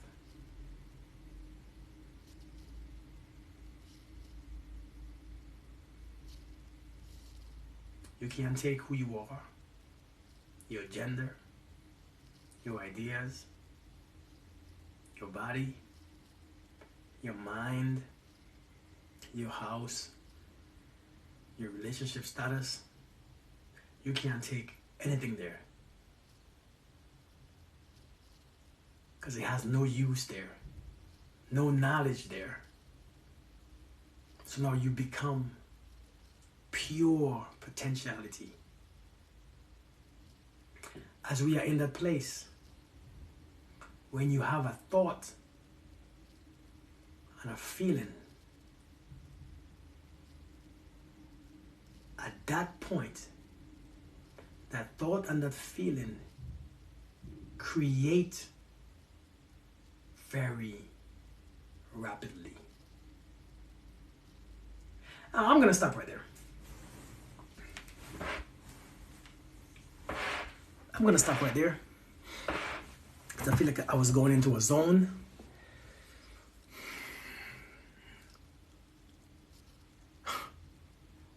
Did I lose anyone?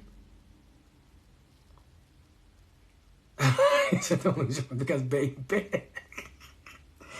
Did I lose anyone yet? Oh my Lord.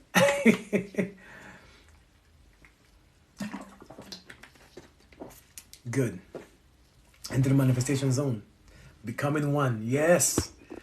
Good. You all are here. Wow. I'm glad that you all are still there. You lost about 8 people. To be exact.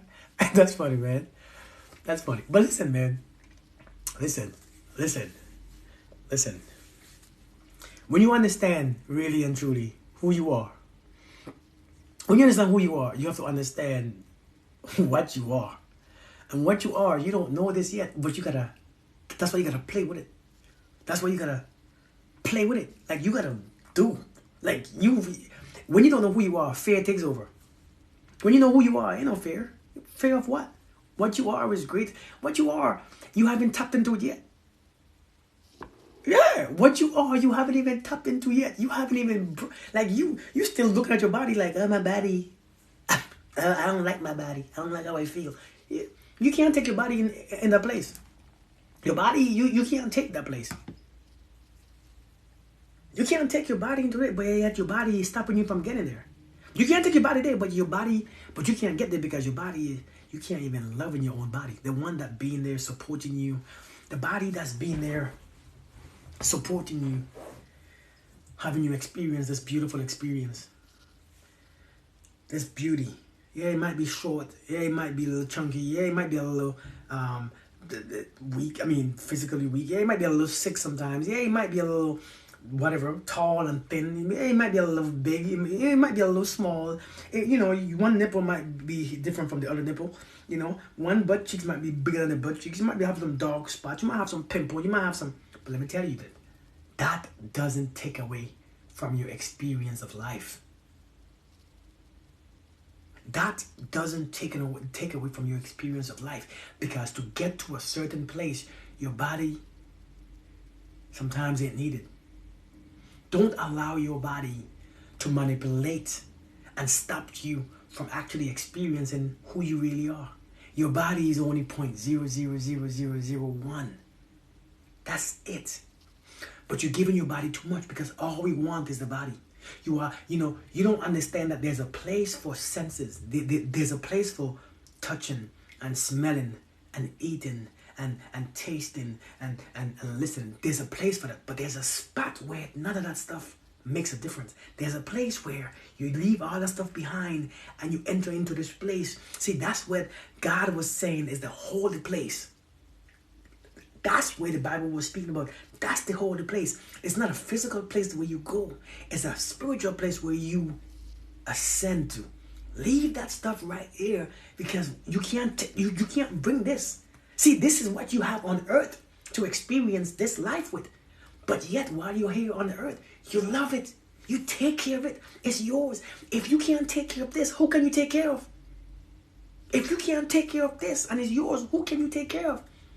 If you can't take care of the little that I have given you, 0.00001 that I have given you, how can you take care of more? Come on, somebody say amen. If you can't appreciate the little that I have given you, 0.00001, that's yours. That's not you, it's yours. It's not you. It's something that you accumulated. It's yours. This is my phone. This phone is not me. This is your body. This is not you. You don't live here. But yet you experience life with it. If you can't take care of the little, how can you take care of the great stuff? Matter of fact, the little bit is causing you to not experience the lot of it. You can't experience the lot of it if this little bit ain't under your control. You gotta take care of this. You gotta love on this. You gotta treat it with kindness and love. You gotta talk to it like you love it. You gotta talk to it like it matters. Because the body, remember, the body is conscious. The body is conscious. And let me tell you how it's conscious. Even though you travel in your mind, and even if you go here or go there, the body feels everything that's happening right now. The body is completely aware and is completely conscious. The body is conscious. The body is conscious. The body is completely awakened. Body is conscious. The body is living. The body is so... You feel it, it feels it. If you touch it, you feel it. You can hear yourself speak. You are conscious. You are aware. Every time you breathe, you realize it. The body is completely aware of itself.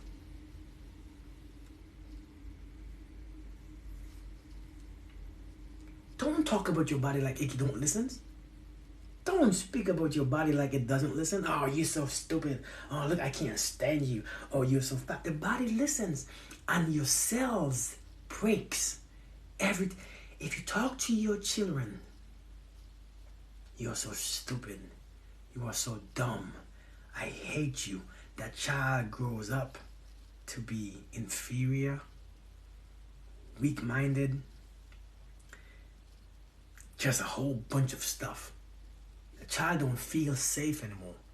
The child is insecure. The child is weak. The child don't think for... The child will never be enough. You can't talk to your body like that because your body is listening too. You can't... When you talk to the body listens and it hears you. When you say, yeah, I can't see your fat self. Look at you, little fat, stupid self. It's like, oh, the cells just start to break. Cells just start to die. When you talk to a plant, when you talk to a plant in love, the plant grows. Imagine your body is so high vibrational. Your body is vibrating all day long. Your body is vibrating. And when you think garbage, your body vibrates towards it. And when you think good stuff, your body vibrates towards it.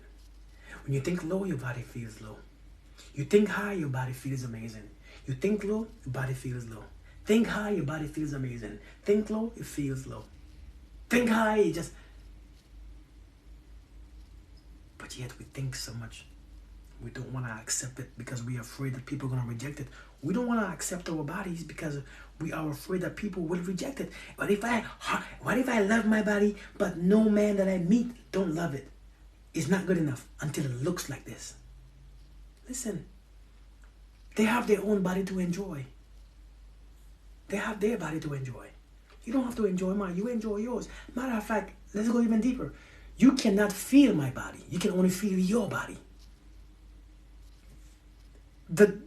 I know that went over somebody's head. You can't feel my body. You can only feel yours. I like that. Thank you. Thank you, Mary. Seriously, you cannot feel my body. You can only feel... Listen, even through sex, you can't feel my body. You can only feel yours. You can feel the sensation that you are getting from the pleasure, but you can't feel my body. You can only feel your body. You are completely in a different place, a different world, a different frequency, a different embodiment than I am. You cannot feel my body. So even if I'm on top of you and having sex with you and doing all this stuff with you, you still can't feel my body. So why my body matters so much to you? It's the illusion in your mind that feels good to you. I could feel my hands when I touch you. I like how it feels. But I can't feel your body. You could only feel your body. Does anybody understand that part? Or did that go over your heads? That go over many people's head. You can't feel my body. You can't feel nothing else. If Mercury and Jupiter bumps into each other, will Mercury feel Jupiter's pain? Will Jupiter feel Mercury pain? Or will Jupiter feel his own pain and Mercury feel his own pain? Do you think they feel each other's pain? No, they can't. They can't. Everybody experiences... Man, I just saw somebody walked in here. Everybody experience life the way how they experience life. Yeah, facts. Listen. The sensation, because let me tell you, I'm gonna be there. Champagne glass. Check this out, right? Again, let's use this analogy. Many of us know somebody that we can't stand. Crawl our spirit. Every time they come around, they just, sometimes you want to, every time this person comes around, you want to just punch them in their mouth. Somebody who did something to you once, maybe your ex-husband, ex-boyfriend, ex-girlfriend, ex-this, maybe your ex-friend, maybe your enemy, maybe the person that you work with. You can't, everybody has that one person. Well, many of us have the one person that we give that power to, that we can't stand. Every time you see that person, you just want to vomit your baby daddy. But check this out. Check this out though. Let me show you how that works. Now, if the person that you love the most in this world, like your child, your husband, wife, baby girl, you know what I'm saying? If they put their hands on you, just like this, and the other person who you hate that much put their hands on you, guess what? They're doing the same thing, right? You think both of them feel the same? Does both feelings feel the same? If your baby daddy, one that you hate the most, put his hands on you, and your baby girl put her hands on you, does both touches feel the same? They're gonna be fighting. but I'm saying, does both touches feel the same though? I bet they don't. I bet they don't. One is gonna make you sick. One is gonna make you want to fight. One is gonna make you feel terrible. It's gonna make you feel disgusting, feel nasty, like, oh my God. But is it the touch that you feel? Or you feel what's up in your mind. You feel your own hatred. You feel your own insight. You feel your own judgment. You feel your own self. You can't feel the touch. It's not the touch. It's how you interpret the touch. You don't feel anything. You can't feel them. You only feel your sensation. You feel your sensation. So what? Life is about your experience. Life is all about you. There's nothing else like this. When you start to understand this, and people don't understand me now, when you start to understand this type of knowledge, then you realize that I have the power. It's me. It's not you. So if I feel this around you, what is going on within me? It's something within me. So now do you understand how I live my life? This is how I live my life. It's not you, it's me. That actually means something. It's not you, it's actually me. Because you can't feel me. You can feel you. And based on how much you love me, or like me, or respect me, and how much you care for me, then it feels better because you're feeling what you feel inside. And based on how much you hate me and despise me, then you're feeling that's what you're feeling. You're not feeling my touch, because my touch is very neutral. That's it. Yeah. Clean my side of the street. So I'm just saying, that's how I live my life. That's how I choose to live my life, because that's the one that gives me peace. We can control our thoughts, but we choose not to. We can. Everybody can. It's your thoughts. But we allow our thoughts to control us. What about feeling someone's spirit? Feeling someone's spirit. Like feeling someone's love. You don't feel you don't feel their spirit. You feel the effect that their spirit have on yours. You feel the difference. You feel the shift. So understand this. This right here. If I touch this right here, understand that this is energy. This is, so since it's atoms, right? Since it's a bunch of molecules and atoms put together, compacted in this has a bunch of energy in it. Understand this. If I touch this, understand that there's always a transfer of energy from this to me and from me to this. It's always a transfer. Energy is transferred. Everything I touch is transferred. So when I'm around somebody, can I feel their spirit? Can I feel their energy? I can feel mine. You only feel your energy. You only feel your spirit. There's nothing to feel. But depending on how certain waves of energy hit yours, that's how you interpret it. That's how you experience it. I think I should be a professor. That's funny. You can feel my energy? Yeah, because and you feel it within you. Listen, you only experience feelings inside of you. You can only experience somebody inside of you. You can only experience food inside of you. You can only experience my energy inside of you. You can only experience my energy inside of you. It's only you. You can this is how God made you. Oh Lord, it's so powerful that you experience, you get to listen, you have this thing that you call life, that you get to experience everything inside of you based on how you think, how you feel, what you think, or you get to experience everything inside of you. Lord, ain't that powerful? You are a walking antenna that transmits about 50 trillion hertz, megahertz every single second, just transmitting. Receive and transmit, receive, transmit. You just take things on, take things, send it, take send. That's what we are. You know how powerful that is? I've sat next to you. The waves of your energy was crazy. I remember that day. I wanted you to feel it. So I met Amari when I went to North Carolina, which I'm coming back in June, by the way, Amari.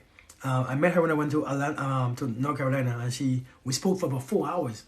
Just sit and spoke. I said, you want to feel something? She said, yeah. So I said, come, let me sit next to you. And I said, do you feel that? She said, oh my God. Even though the AC was blowing on me, I feel heat. She said, I just felt your heat yeah. Because we all have it. We all have that power within us. We just don't know how to use it. We don't know how to use it in the way that we want to use it. We just happen to use, like we call miracles. It's a miracle. You know what miracle that is?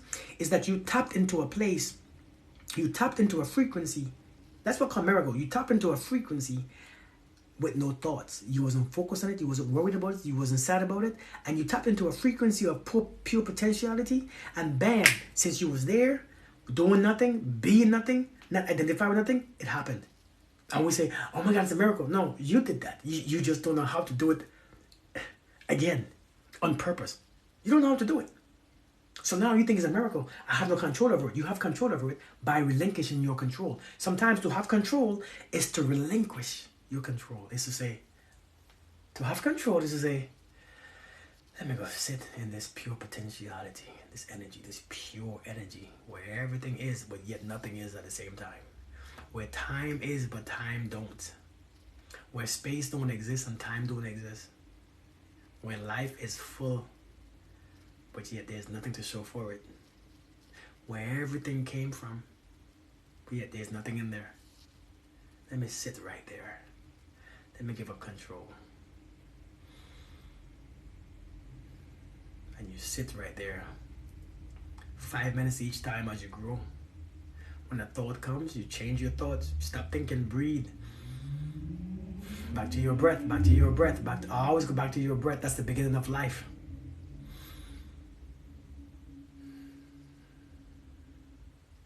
Y'all want to do a quick meditation real quick? Y'all want to do a quick meditation? You want a quick one? Really quick? Y'all want one? Before I go? A really quick one? Anybody? Yes? Yes? We're good. Okay. So you are ready. Okay, man. I never see you all come in that fast. Okay. All right. Now, let me explain to you first what we're gonna do. Okay. Let's go into the pure potentiality place. Okay.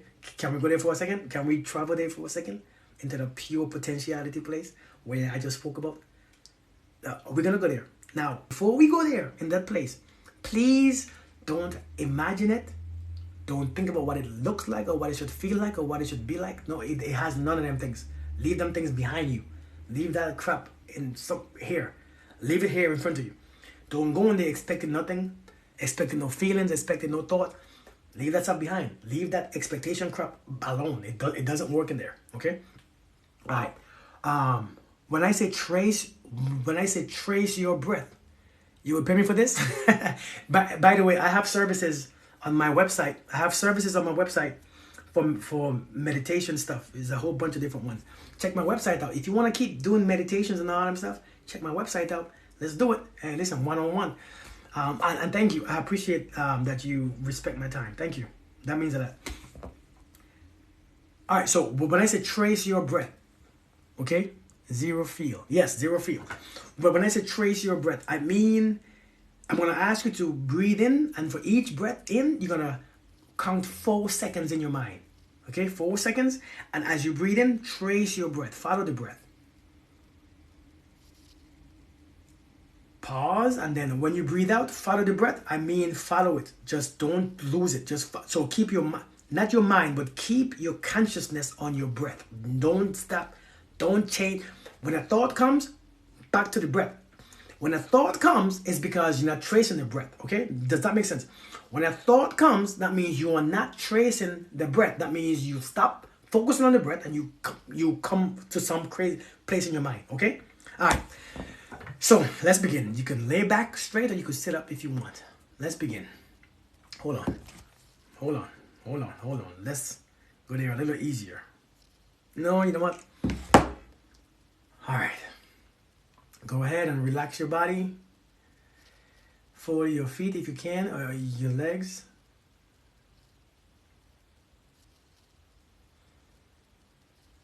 Now I ask you to take some deep breaths. 5 deep breaths. About 3 seconds in, 5 seconds out.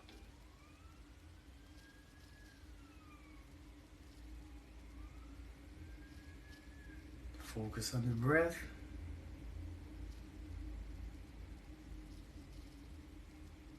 Breathe in.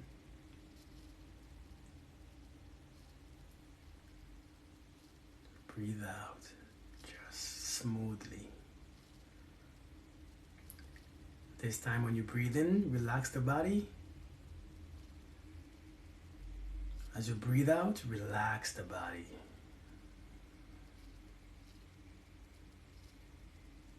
Breathe in.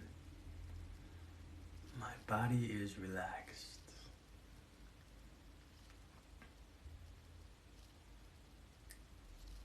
Keep breathing.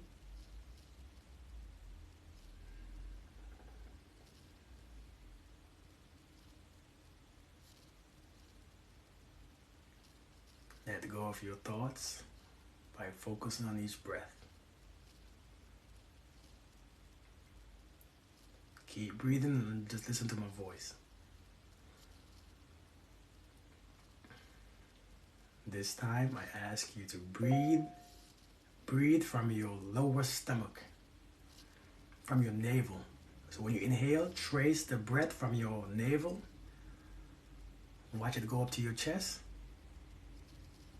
Hold it for a second, then release it back to your navel. Trace it back to your navel. Keep breathing deeply, about 4 seconds in, 5 seconds out. At the top of your breath, pause. Then breathe out. All the way out, nice and slow.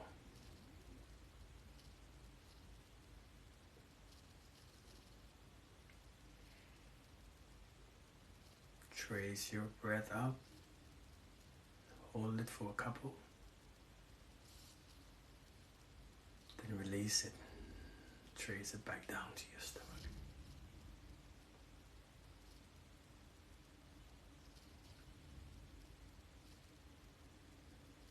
Nice, slow breath.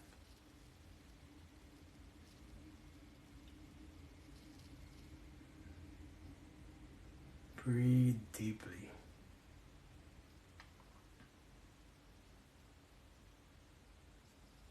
At this point, the body is just there. You are not identified with it.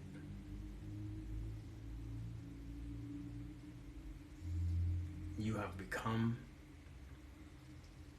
your breath.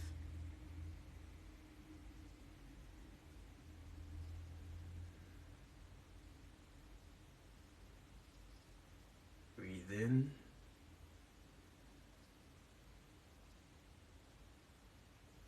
Breathe out.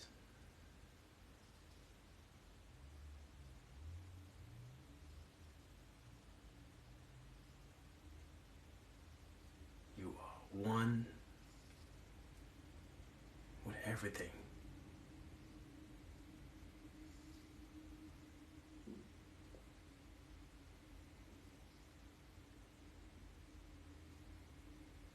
If a thought comes to your mind, focus on the breath. Don't fight it. Don't judge it. Just focus on the breath.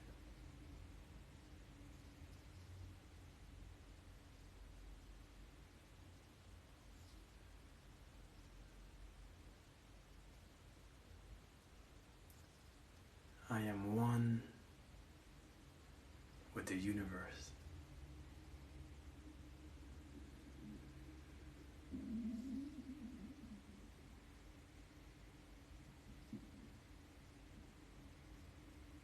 I am life.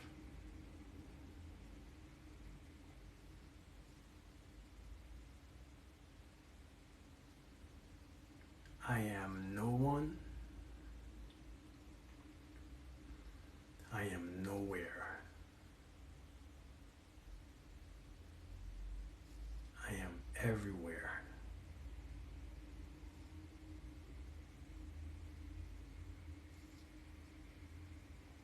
I am just consciousness.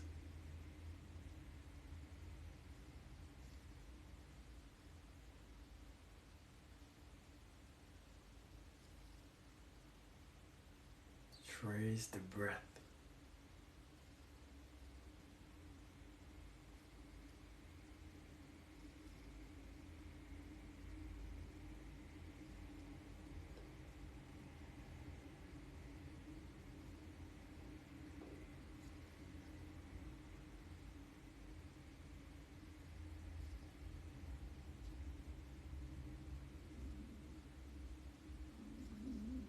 All right, relax. He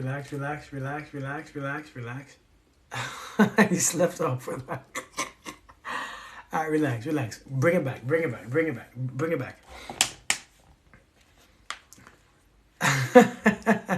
All right, Kasky, you take it easy. Thank you. You are still there? You are awake? So that's just the beginning of that meditation. I want you to all to be in a place where you don't understand anything, you don't see anything, you don't feel anything, you don't think anything, you're not anything, you're not being anything, you're not doing anything, you're not anywhere, you are just a part of the complete consciousness. You felt light? Amazing, amazing, amazing. So now that's just the beginning of that. Are you sleepy? That's the beginning of that type of meditation. Understand that when it comes to manifestation, that's right there will help you create your manifestations in a way that you won't even doubt yourself. You feel relaxed?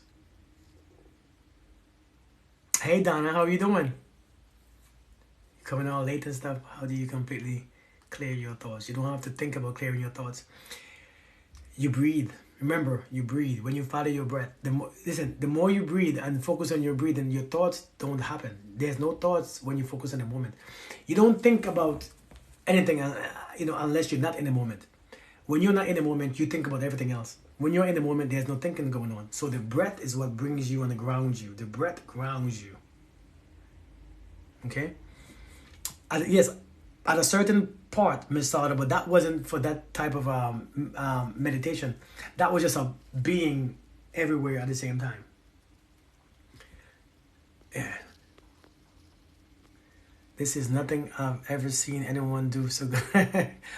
Really? Well, thank you. All right. Well, thank you so much. Listen, let me get off right here too. I've been on here for too long. Your back is on fire. I feel so many emotions at the end, and very mixed as well. That's a good question. Many times you have emotions in you, and when you're aware of those things, sometimes they come out. Certain meditations that I do as my services would bring out certain emotions out of you. Hey Christine from Norway. Yes, amazing. Listen, again, I have you also check out my workshop. Go on my website and sign up for my workshop. Is on the 21st of May. It's on Zoom. Y'all check it out. It's a healing workshop. A lot of emotions and a lot of things that you are experiencing, even pain in your body, back pains and stuff might just disappear that day. But understanding will come. It's about 3 or 4 hours long. It's a lot of healing. It's a lot of manifestations. A lot of meditations. A lot of peaceful. It's just a whole different area. So if you all haven't signed up for my workshop yet, go ahead and sign up for my workshop. As you all can see, Miss Brightside, thank you. As you all can see, I kind of know what I'm talking about a little bit. I know what I'm talking about just a little bit. You can sign up for a workshop on May 21st. Yes, my link is in the bio. You all have a beautiful day, a beautiful, beautiful, beautiful evening. I hope you all enjoy yourself. I don't know, it's 2 in the morning and I'm not sleepy. I might do some more meditation. I think somebody have a heavy heart. I just felt that pain in my chest. I think some of you all be having some heavy hearts and these. I think that meditation gives somebody some hurt in their heart, or bring out some emotions that was there that you probably didn't know. Is that possible? Is anybody experiencing chest pains? You can't stand Miss Brightside. That is funny. Oh, so you're in Europe? Yeah, I'm in Europe right now. I was in the first workshop and it was amazing. Thank you, Crone. Is anybody experiencing chest pain or something? Man. Namaste. Namaste. Good evening. You all be good. Be good to yourself. Be good to your bodies. Remember, be good to your souls. Be good to your spirits. Just be good, period, because you need it. Namaste, all right? Good night.